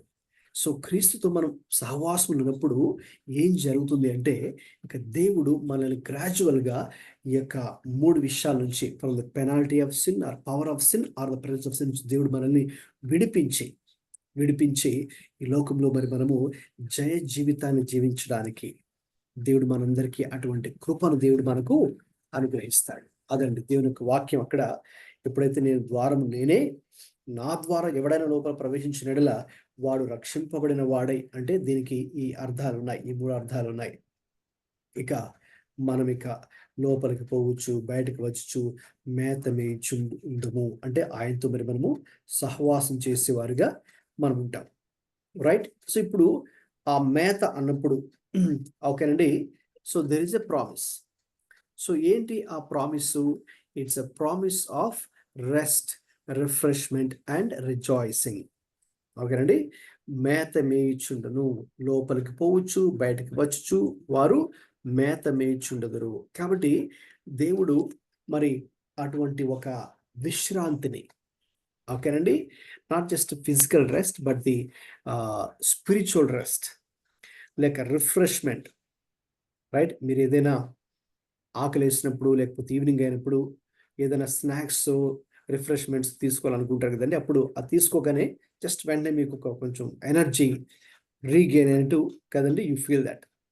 సో ఇప్పుడు ఇది స్పిరిచువల్ రిఫ్రెష్మెంట్, ప్రభు ఇచ్చేటువంటి ఒక మేత మేయడం అంటే ఇది ఆత్మ సంబంధమైనటువంటి ఒక రిఫ్రెష్మెంట్. సో అప్పుడు మనం ఆత్మీయంగా సంతోషంగా, ఆత్మీయంగా అలర్ట్గా, ఆత్మీయంగా యాక్టివ్గా, you are spiritually active. So చాలామంది స్పిరిచువల్గా యాక్టివ్లో ఉండకుండా వెళ్ళిపోతుంటారు.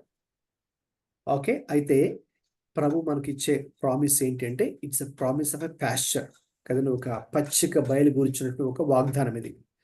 ఓకే. వారు లోపలికి వస్తూ బయటకు వెళ్తూ, ఎలాగైతే గొర్రెల కాపరి షెపర్డ్ని తీసుకుంటే ఆ గొర్రెల కాపరి వాటికి పచ్చిక బయలులోకి తీసుకుని వెళ్ళి, మనం 23వ కీర్తన కూడా చదువుతాం కదా, అలాగా వాటికి మంచి మేతను అతడు మేయడానికి అటువంటి చోటుకు తీసుకుని వెళ్ళి వాటికి సహాయం చేస్తాడు. అలాగా దిస్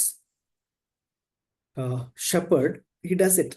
ఆయన మనకు ఆ రీతిగా spiritual rest, spiritual refreshment, spiritual rejoicing, అప్పుడు మనం క్రీస్తులో ఆనందించే వారిగా మనం ఉండడానికి దేవుడు మనందరితో ఒక ప్రామిస్ ఇస్తూ ఉన్నారు. So this door is a promise.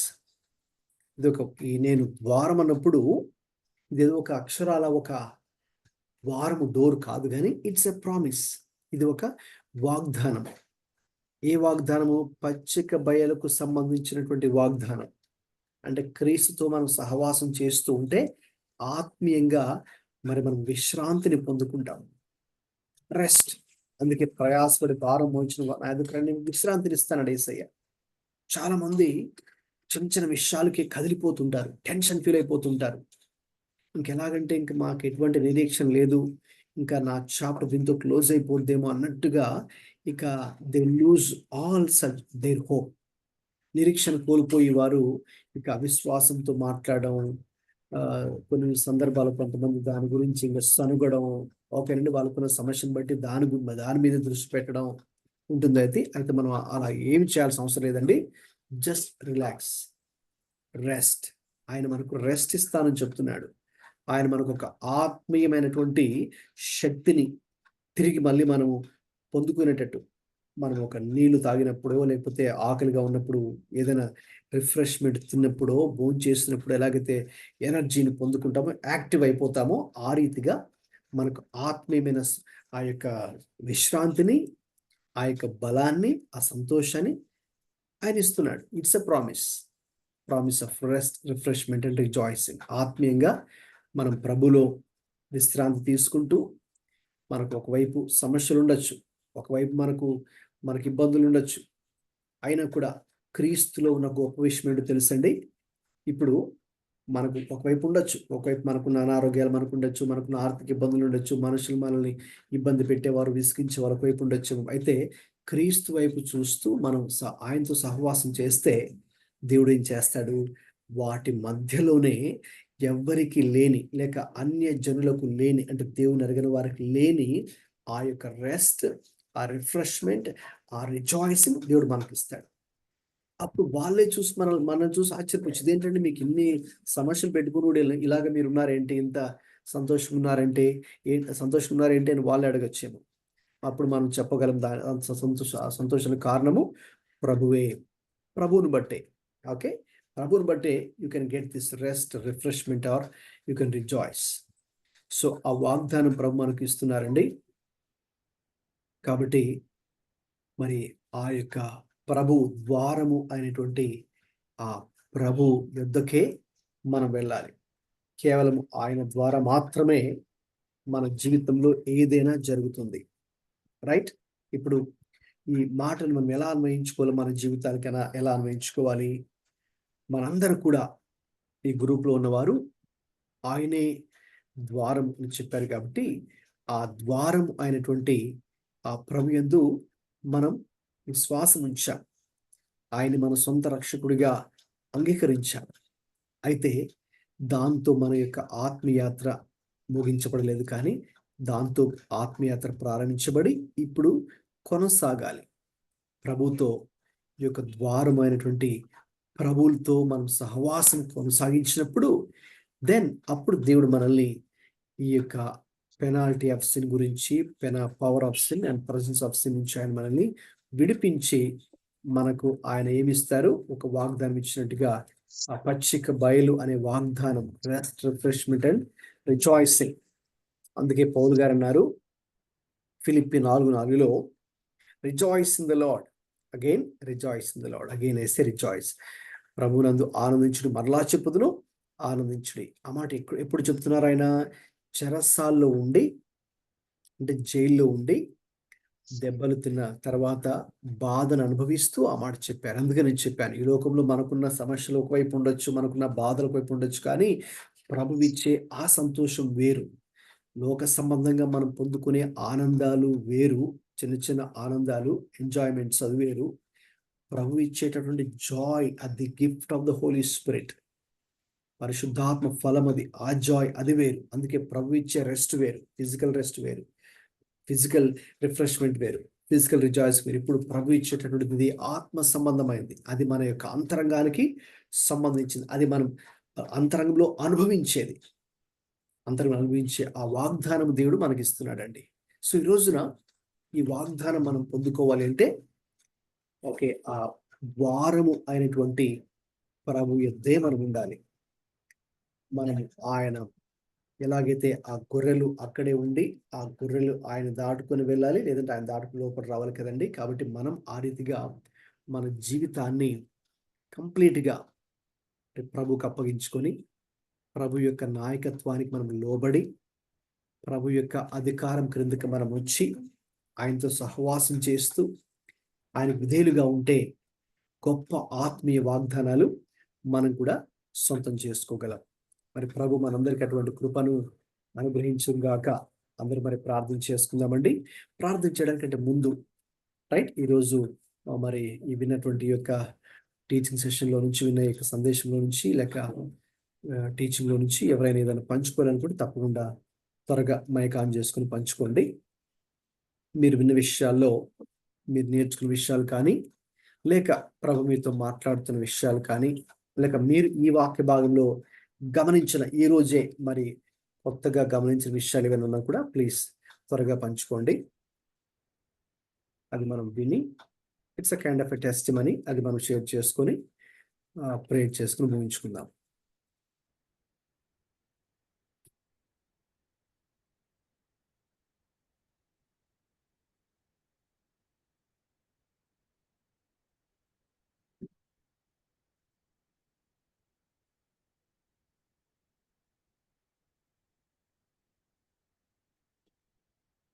Anybody wants to share?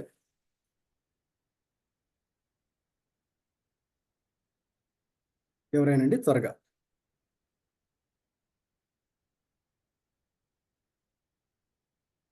Thank God for the way He has enabled us to learn about the door in a very new manner. And the way the truth and the life, we know it, we remember it, and we say it so many times. But the way you have brought it out, Pastor Ji, it's so good. And I mean, there's so many things that we have learned, and the way you have broken them into different parts, scope, scheme, and the supply of it. And what really touched me was the point of, having a consistent relationship, because He has given the invitation for us and we have accepted it, and we have His children right now. But what I liked about it is that He has promised that we'll go in and out through each day of our lives, finding pasture wherever He is when we are with Him. So this consistent relationship is what touched me today, that I need to really be very conscious effort cheyali nenu to be having that continual consistent relationship with Him.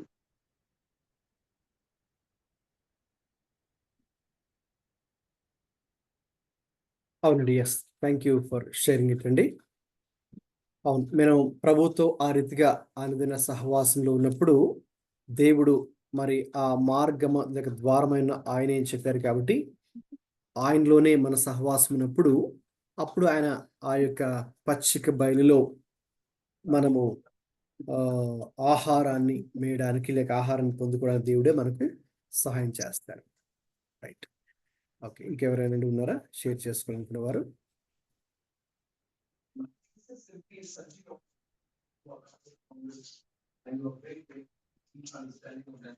మిగతా వారు కూడా అండి, నేను names mention చేయట్లేదు కానీ just ఉన్నవారు పర్లేదు, ఒక్కొక్కరు ఒక లైన్ చెప్పినా పర్లేదు. మీరు ఈరోజు మీరు నేర్చుకున్న విషయాల్లో ఒక్క లైన్ షేర్ చేసినా పర్లేదు. అంటే వాట్ యు లెర్న్ రియలీ, దేవుడు మీతో మాట్లాడిన విషయాలు కానీ మీరు నేర్చుకున్న విషయాల్లో, అది మిగతా వారు కూడా ఎంకరేజింగ్ గా ఉంటుంది కదండి, అందుకని అడుగుతున్నాను.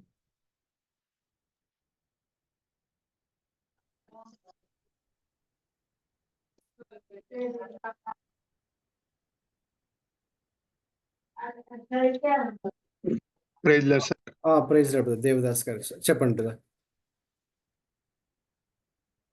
సార్, ఈరోజు చెప్పబడిన అంశంలో మరి ఎక్కువగా అంటే చాలా విషయాలు, లోతైన విషయాలు తెలుసుకోవడం జరిగింది. అంతా చెప్పడానికి సమయం లేదు గానీ, ప్రాముఖ్యమైన విషయం ఏంటంటే రక్షింపబడినటువంటి వ్యక్తి మరలా నేను రక్షింపబడ్డాను కదా! బాప్తిసం పొందుకున్నాను కదా! అనే విధంగా కాకుండా దేవుడిచ్చిన రక్షణని కొనసాగించడం అనేది ప్రాముఖ్యమైన విషయం అనేది చెప్పారు. కొన్నిసార్లు కొన్ని విషయాల్లో బలహీనమైపోతూ ఉంటాం. అయితే ఆ బలహీనతలో కూడా దేవుడు తోడుగా ఉంటాడనే విషయం చెప్పారు. ఆ విషయం దేవుడు మీ ద్వారా మాట్లాడినందుకు నేనెంతో సంతోషిస్తూ ఉన్నాను. చాలా thank you sir. Okay, good. Praise God brother. Share చేసినందుకు వందనాలు. అవునండి, రక్షణ పొందిన మనం ఫిలిప్పీ పత్రిక 2:12 ప్రకారం ఆ రక్షణలో మరి మనం కొనసాగాలని పౌలు ఆ రోజున ఫిలిప్పీ సంఘస్థులను ఏ రీతిగా అయితే ఆయన హెచ్చరించారు ఒక విధంగా, అది చాలా ప్రాముఖ్యమైన విషయం.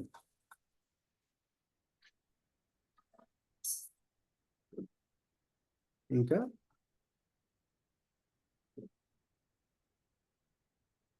రోహిత షేర్ చేస్తామా ఏదైనా? జోసెఫ్ బ్రదర్, మీరు కూడా ఉన్నారు కదా?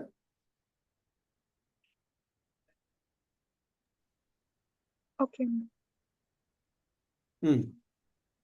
షేర్ చేయండి. ఈరోజు ఈ వర్డ్ని నేను ఎప్పుడు ఇలా వినలేదు. ఈరోజు కొంచెం గట్టిగా అమ్మా.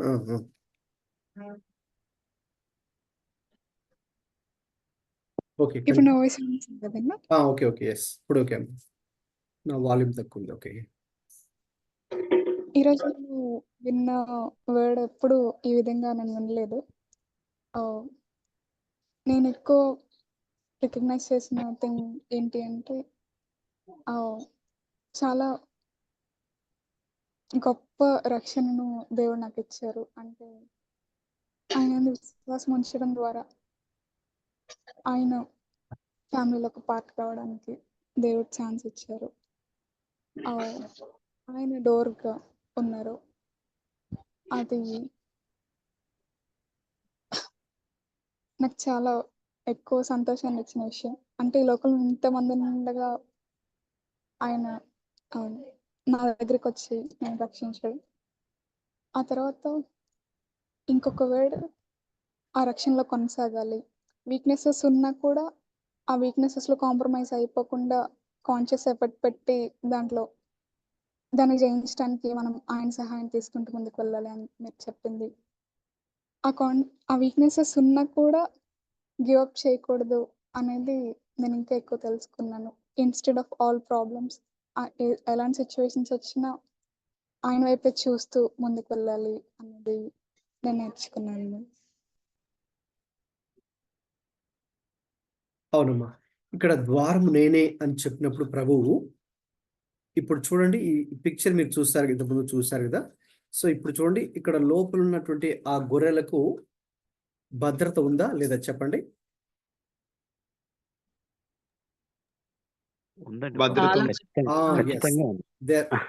ప్రొటెక్టెడ్, సేఫ్ కదండి, చాలా వెరీ మచ్ సేఫ్. ఎందుకు సేఫ్ అండి? ఆ ద్వారం దగ్గర ఎవరున్నారు? అవును. ఒకవేళ ఎవరైనా కూడా అంటే మనుషులు కానీ వాటిని దొంగలించడానికి మనుషులు కావచ్చు, ఎందుకంటే దొంగలించేవారు ఉన్నారు. ఎందుకంటే ఆయన చెప్పారు కదా, ఈ విషయాన్ని నేను దీన్ని హైలైట్ చేయలేదు కానీ 7వ వచనం, ఇందులో గొర్రెలు పోవు ద్వారం నేనే, నాకు ముందు వచ్చిన వారందరూ దొంగలు దోచుకునేవారై ఉన్నారు. గొర్రెలు వారి స్వరం వినలేదు. అంటే గొర్రెలు దోచుకునేవారు ఉన్నారు. సో ఎవరు దోచుకునేవారు ఎవరు అని ఆలోచిస్తే, నేను మీకు ఇది కూడా మెన్షన్ చేయలేదు కానీ 10వ వచనం చివరిలో ఉంటుంది. 10వ వచనం స్టార్టింగ్లో దొంగతనమును, హత్యను, నాశనం చేయడానికి వస్తాడు దొంగ. ఆ 3 పనులు చేయడానికి వస్తాడు. దొంగతనము, హత్య, నాశనం చేయడం దొంగ వస్తాడు. కానీ నేనైతే ఎందుకు వచ్చానండి? గొర్రెలకు జీవము కలుగుటకును అది సమృద్ధిగా కలుగుటకు నేను వచ్చేతనని మీతో చెప్పుచున్నాను. యేసయ్య ఎందుకు వచ్చాడు ఈ లోకంలోకి? గొర్రెలకు సమృద్ధి అయిన జీవం ఇవ్వటకు ఈ లోకానికి వచ్చారు. మా మినిస్ట్రీ పేరు కూడా అదే, సమృద్ధి జీవ పరిచర్యలు, అబండెంట్ లైఫ్. యేసయ్య ఈ లోకానికి వచ్చింది ఆ ఉద్దేశం కొరకే. మనందరికి కూడా సమృద్ధి అయినటువంటి జీవం, అంటే ఇప్పుడు మనందరూ ప్రాణంతోనే ఉన్నాము, మనలో ప్రాణం ఉంది. అయితే ఇది దేవుడు కలిగి ఉన్నటువంటి ఆ యొక్క జీవము మనలో కూడా మనందరూ కూడా కలిగి ఉండాలనే ఉద్దేశంతో ఆయన అక్కడ చూసారా ద్వారం దగ్గర ఉన్నారు. కాబట్టి దొంగలు ఉన్నారు, ఆ విషయం కూడా మనం గుర్తెరగాలి. అంటే ఎవరు ఈ దొంగలు? వాళ్ళు చేసే పని ఏంటి? దొంగతనం చేయడానికి, హత్య చేయడానికి, నాశనం చేయడానికి కూడా వస్తాడు. ఇప్పుడు మనం దానికి ఒక 2 మినిట్స్ వివరణ ఇవ్వాలి అంటే, సాతానుడు, ఓకే, వాడు దొంగ, అబద్ధికుడు, దొంగ అని అతని గురించి ప్రభువే చెప్పారు. సో వాడు ఏం చేస్తాడు? దొంగతనం చేయడానికి, హత్య చేయడానికి, నాశనం చేయడానికి, భౌతికంగా కాదు, ఆత్మీయంగా. సంఘాన్ని, ఇప్పుడు గొర్రెలంటే అది సార్వత్రిక సంఘానికి గుర్తు కదండి. మనందరూ విశ్వాసుల్ని గొర్రెలతో పోల్చారు. అఫ్ కోర్స్ అవిశ్వాసులు మేకలతో పోల్చడం జరిగింది మత్తయి సువార్త 25లో. సో ఈ యొక్క గొర్రెలను మరి విశ్వాసులతో పోల్చారు. కాబట్టి విశ్వాసులు మనం అందరూ కూడా మరి భద్రపరచబడ్డానికి ప్రభు ఉన్నారండి. అందుకే మనం ఏం భయపడాల్సిన పనే లేదు. అయితే మనం ఒక జాగ్రత్త కూడా తీసుకోవాలి. ఏంటంటే మనల్ని దగ్గర ఉన్నది దొంగతనం చేయడానికి, మనల్ని హత్య చేయడానికి, మనల్ని నాశనం చేయడానికి, ఆత్మీయంగా, నేను భౌతికంగా చెప్పట్లేదు, ఆత్మీయంగా చేయడానికి ఎవరున్నారు? దొంగ అంటే అపవాది కూడా సిద్ధంగా ఉన్నాడు. అందుకే 1 పేతురు 5లో ఉంటుంది, అపవాది వాడు కూడా గర్జించు సింహం వలె ఎవరిని మృంగుదునా అని వాడు కూడా ఎదురు చూస్తున్నాడు కదండి. మరి సింహానికి గొర్రె దొరికితే అంతేనండి, తినేస్తుంది కదా. ఖడ్గ మృగాలు తినివేస్తాయి, క్రూర మృగాలు గొర్రెలు తినివేస్తాయి. సో అందుకే ఈ ఖడ్గ మృగాలు, క్రూర మృగాలు రాకుండా అక్కడ కాపలాగా అతడే, ఆ గొర్రెల కాపరే అక్కడ ఉంటాడు. కాబట్టి అక్కడ వాటికి భద్రత ఉంటుంది. So first of all we have protection and safety. Okay, we're safe in the hands of God. ప్రభు యొక్క సన్నిధిలో ఓకేనండి మనము భద్రంగా ఉన్నాం. కాబట్టి దాని గురించి మనం ఏమి భయపడాల్సిన పని లేదు. అయితే సేమ్ టైం మనకు ప్రొటెక్షన్ ఉంది, ఆ యొక్క సేఫ్టీ, సెక్యూరిటీ అన్ని ప్రభులో ఉన్నాయి. సేమ్ టైం మనం ఒక ప్రికాషన్ కూడా తీసుకోవాలి, జాగ్రత్త కూడా తీసుకోవాలి కదండి. ఇప్పుడు మీరు నైట్ టైం మీరు ఏం చేస్తారు? మీ డోర్ అలా ఓపెన్ చేసి పడుకుంటూ పోతారా? ఒకప్పుడు అలా ఉండేవారు పాత రోజుల్లో. ఎవరు కూడా తలుపులు వేసుకొని గడి పెట్టి లేక తాళం వేసేవారు కాదు. అయితే ఇప్పుడైతే మీకు తెలుసు కదండి. కాబట్టి ప్రతి ఒక్కరు కూడా ఏం చేయాలి? మరి తలుపు వేసుకోవాలి, గడి పెట్టుకోవాలి. ఎక్కడైనా బయటకు వెళ్తే తాళం వేసుకొని మనం వెళ్తాం. ఈవెన్ బండి తీసుకెళ్ళినా, మీ బైక్ అయినా, కార్ అయినా ఏం చేస్తారంటే అక్కడ దాన్ని లాక్ చేసి మనం బయటకు వెళ్తాం కదా. సేమ్ వే అదొక జాగ్రత్త. సో ఇక్కడ ఇంకొక సందేశం ఏంటంటేనండి, ప్రభు దృష్టిలో లేక ప్రభు దగ్గర మనకు భద్రత ఉంది. అక్కడ మనకి ఏమాత్రం అభద్రత భావంగా ఫీల్ అవ్వాల్సిన పని లేదు. సేమ్ టైం జాగరూకతనం కూడా మనలో ఉండాలి. అంటే జాగ్రత్తగా కూడా ఉండాలి. You must be watchful, you must be vigilant. జాగ్రత్తగా కూడా ఉండాలి.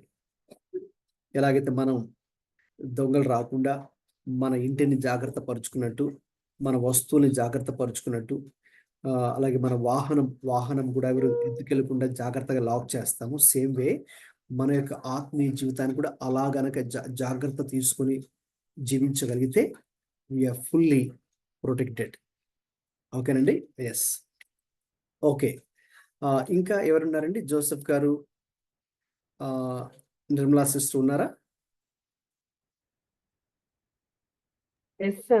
అమ్మా, అయితే మీరు కూడా ఏదైనా ఒక విషయం షేర్ చేస్తారా సిస్టర్? అన్న మా ఇంట్లో కానీ చాలా, ఈవెన్ మా బాబాయ్ అయినా మా హస్బెండ్ అయినా ఫుల్ ఎంజాయ్ చేద్దాము, తర్వాత చూసుకుందాంలే అనుకుంటారన్న.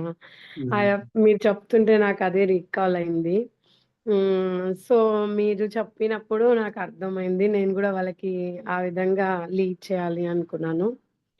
At the same time religion కాదని చెప్పారు కదన్నా, అది నాకు బాగా ఆకర్షించింది. అందరూ ఎప్పుడు చూసినా రిలీజియన్ అంటూ మాట్లాడడము అలా అంటే అది ఎంత పెయిన్ఫుల్గా ఉండేది ఏంటి అసలు అని. ఒకరోజు నేను ఆటోలో వస్తుంటే కూడా ఒక ఆమె బాగా తిట్టిందన్న. మతం పట్టుకున్న వాళ్ళందరూ ఇట్లుంటారు, ఎందుకు నమ్ముకున్నావు అది ఇది అనేసి. అప్పుడు అనిపించింది. కానీ ఈరోజు మీరు అది క్లియర్ గా వే అని చెప్తుంటే అసలు ఇది ప్రతి ఒక్కరికి అవసరం కదా అనిపించింది అన్న. అవునమ్మా. థ్యాంక్ యూ అన్న, థ్యాంక్ యూ సో మచ్. ఇది మార్గం అండి, మతం కాదు, మార్గం. దేనికి మార్గము? నిత్య జీవాన్ని పొందుకోవడానికి మార్గం. లేకపోతే మనము మనశ్శాంతి లేకుండా ఈ లోకంలో జీవిస్తున్నప్పుడు మనశ్శాంతి పొందుకోవడానికి మార్గం, సంతోషం పొందుకోవడానికి మార్గం యేసయ్య అన్నారు కదా, నేను లోకానికి సమాధానం ఇవ్వడానికి వచ్చాన్నారు. కాబట్టి మనకి సమాధానం లేకుండా జీవిస్తూ ఉంటే ఈ లోకంలో సమాధానం పొందుకోవడానికి మార్గం, సంతోషాన్ని పొందుకోవడానికి మార్గం, నిత్య జీవాన్ని పొందుకోవడానికి మార్గం, పరలోక రాజ్యాన్ని పొందుకోవడానికి మార్గం. చాలా అద్భుతంగా దేవునికి వాక్యం చదివినప్పుడు యేసుక్రీస్తు కానీ ఆయన మతం కాదు, మత స్థాపకుడు కాదు, అలాగే క్రైస్తవ్యం అంటే క్రిస్టియానిటీ కూడా ఇది ఒక మతము కాదు, ఇది ఒక మార్గం అనేది ఫస్ట్ ఆఫ్ ఆల్ మనం తెలుసుకొని, అలాగే మన బంధువులకు కానీ మన ఇంటి వారికి కానీ ఇంకా అలాగే ఎవరైతే అనుకుంటున్నారో వీళ్ళు మతంలో కలిసిపోయారు, మతాన్ని పుచ్చుకున్నారని ఒక్కొక్క ఏరియాలో ఒక్కొక్క విరీతిగా మాట్లాడుతుంటారు కదా, అలాగ మనం వారికి తెలియచేయాలి. అది ఎప్పుడు స్ట్రాంగ్ మెసేజ్ మనం ఇవ్వగలమంటే మన జీవితం ద్వారానే మనం స్ట్రాంగ్ మెసేజ్ ఇవ్వగలం. చూడండి, ఇప్పుడు నేను అందుకే నేను ఎక్కడికి వెళ్ళినా చెప్తుంటాను అనమాట, నేనేమి ఒక మతాన్ని నేనేమి పుచ్చుకోలేదండి, నేను ఒక మార్గాన్ని. ఏ మార్గము? నాకు ఒకప్పుడు సంతోషం లేదు, సమాధానం లేదు, మనశ్శాంతి లేదు. ఇప్పుడు యేసుక్రీస్తుని ఎందుకు అంగీకరించాను? నాకు ఆయన ఈ సంతోషాన్ని, సమాధానాన్ని, నిత్య జీవాన్ని అనుగ్రహించిన ఒక మార్గాన్ని నేను తెలుసుకున్నాను, మార్గాన్ని కనుగొన్నాను అని నేను చెప్తుంటాను. అలాగే మన సాక్ష్యం ద్వారా మనం దీని విషయాలు వాళ్ళకి చెప్పాలండి. తర్వాత ఈ శుభదర్ కానీ సిస్టర్ ఉంటే సిస్టర్, లేకపోతే సాత్యోగిత, మీరు కూడా ఏదైనా చెప్పాలనుకుంటే యూ కెన్ షేర్. మనం ఇంకా ప్రార్థన చేసుకుని ముగించుకుందాము. మీరు చెప్పాలనుకుంటే చెప్పండి. ఇంకా గ్రూప్లో ఉన్నవారు, నేను అందరినీ చూడట్లేదు ఇక్కడ, మీరు మిగతా వారు ఎవరైనా పర్లేదండి, అందరూ పంచుకోవాలని నేను కోరుకుంటాను.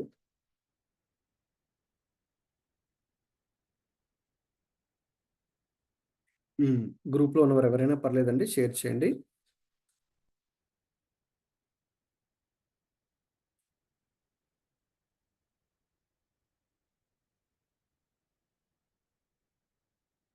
రైట్.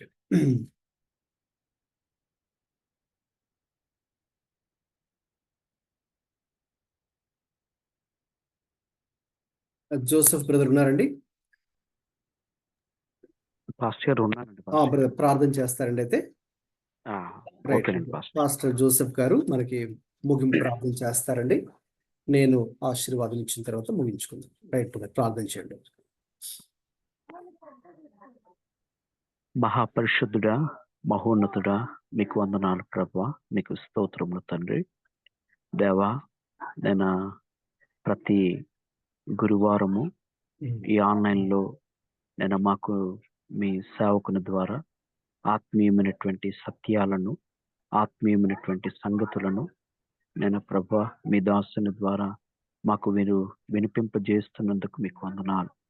దేవా, మీ వాక్యాన్ని మేము ఎరిగి విని మీ వాక్యానికి విధేయులమై జీవించే కృపను మాకందరికీ మీరు అనుగ్రహించమని, నేను మీ జ్ఞానము చేత మమ్మల్ని అందరినీ మీరు నింపమని దేవా ప్రభువా, అనేకులకు నేను మీ యొక్క బోధన, మీ యొక్క మాటలను ప్రకటించటానికి మీరు కృప చూపి సహాయం చేయమని ప్రార్థిస్తున్నాం. దేవా, బంధకాల్లో ఉన్నటువంటి వారిని, అజ్ఞానములు ఉన్నటువంటి వారిని ప్రభువా, నేను శాపములు ఉన్నటువంటి వారిని, నేను ప్రభు పాపపు చిన్న శిక్షలో ఉన్నటువంటి అనేకులను ప్రభువా, ఈ సత్యాలను తెలుసుకున్నటువంటి మేము అనేకులకు ప్రకటించే కృపా భాగ్యాన్ని మాకు మీరు కలగచేయమని, నేను ఈ యొక్క ఆన్లైన్ గ్రూపులో ఉన్నటువంటి ప్రతి సహోదరులను బట్టి, ప్రతి సహోదరులను బట్టి, నేను అందరిని బట్టి మీకు వందనాలు చెల్లిస్తున్నాం ప్రభువా. ప్రత్యేకముగా మీ దాసుని మీరు బలపరుస్తూ మాకు మీరు నేర్పిస్తున్నటువంటి ఆత్మీయమైనటువంటి సంగతులను, సత్యాలను బట్టి మీకు వందనాలు చెల్లిస్తూ దేవా, మీ దాసులను ఇంకను మీరు బలపరచండి, అభిషేకించండి. మీ యొక్క మహిమార్థమై మీ సేవలో నన్ను మీరు వాడుకొని మీరు మహిమ పొందుకునమని, మహిమ ఘనత ప్రభావములు మీకే చెల్లిస్తూ నేను మీ వాక్యము ద్వారా నాతో, మా అందరితో మీరు స్పష్టముగా, నేను సూటిగా మీరు మమ్మల్ని మీరు దర్శించినందుకు మీకు వందనాలు ప్రభా. మాలో ఉన్నటువంటి ప్రతి అజ్ఞానాన్ని మీరు తొలగింపజేస్తున్నందుకు మీకు వందనాలు దేవా. మీకు చెల్లిస్తున్నాం. ఆత్మీయమైనటువంటి జీవాన్ని మేము కలిగి ఉండి నేను ప్రభా మీ యొక్క మహిమ కొరకు మేము జీవించుటకు, మీ యొక్క సాక్షార్థమై మేము బ్రతుకున్నట్లు సహాయం చేసి కృప చూపమని ఈ ప్రార్థన యేసు పరిశుద్ధ నామమున ప్రార్థించుచున్నాము తండ్రి. ఆమేన్. ఆమేన్. ఆమేన్. ఆశీర్వాదం తీసుకుందామండి. ఇప్పుడు మన తండ్రి అయిన దేవుని ప్రేమయు, మన ప్రభువైన యేసుక్రీస్తు కృపయు, పరిశుద్ధాత్మ దేవుని తోడు సహవాసము మనందరికీ, సార్వత్రిక సంఘానికి, ఈ యొక్క ఆన్లైన్ బైబిల్ స్టడీ క్లాస్లో పాల్గొన్న ప్రతి ఒక్కరికి, ప్రతి కుటుంబానికి ఇప్పుడు ఎల్లప్పుడూ సదాకాలం తోడే ఉండి నడిపించును గాక. ఆమేన్. ఆమేన్. అందరికీ ఆమేన్. వందనాలండి. Praise the Lord. God bless Thank you you, all. Pastor Ji. Thank you so much. Praise Lord. దీవించును గాక. Freedom Pastor. Praise the మరి Lord. వచ్చే వారం అందరూ కూడా ఇదే సమయానికి అందరూ కూడా ఆన్లైన్ కలుసుకుందామండి. ఈ యొక్క సెషన్ మరి రికార్డ్ చేశాం కాబట్టి మీకు తర్వాత నేను అందరికీ కూడా ఇప్పుడు ఫార్వర్డ్ చేస్తున్నాను. మీరు దాని తర్వాత మీ ఫ్రీ టైంలో కూడా ఒకసారి మీరు దాన్ని ఫాలో అవ్వండి. మీకు ఫ్రీగా ఉన్నప్పుడు బైబిల్ నోట్బుక్ పక్కన ఉంచుకొని ప్రేయర్ఫుల్గా ప్రార్థన పూర్వకంగా ఇంకొకసారి వింటే బహుశా దేవుడు ఇంకా అనేక విషయాలు కూడా దేవుడు మనతో మాట్లాడతారు. అలాగే మనందరూ కూడా ఆత్మీయంగా బలపడి ఇంకా అనేకులను ఆత్మీయంగా బలపరిచే వారికి కూడా మనల్ని దేవుడు ఉంచగలడు. దేవునికి స్తోత్రం. Praise God. ఈలోపు మీకు ఏవైనా క్వశ్చన్స్ కానీ ప్రార్థన అవసరతలు కానీ ఉంటే దయచేసి వాయిస్ మెసేజ్ టెక్స్ట్ పెట్టండి వాట్సాప్లో. అది నేను ఫ్రీ టైంలో చూసుకుని మీకు దానికి రిప్లై ఇవ్వడం జరుగుతుందండి. మంచిదండి. God bless you all and good night. Thank you.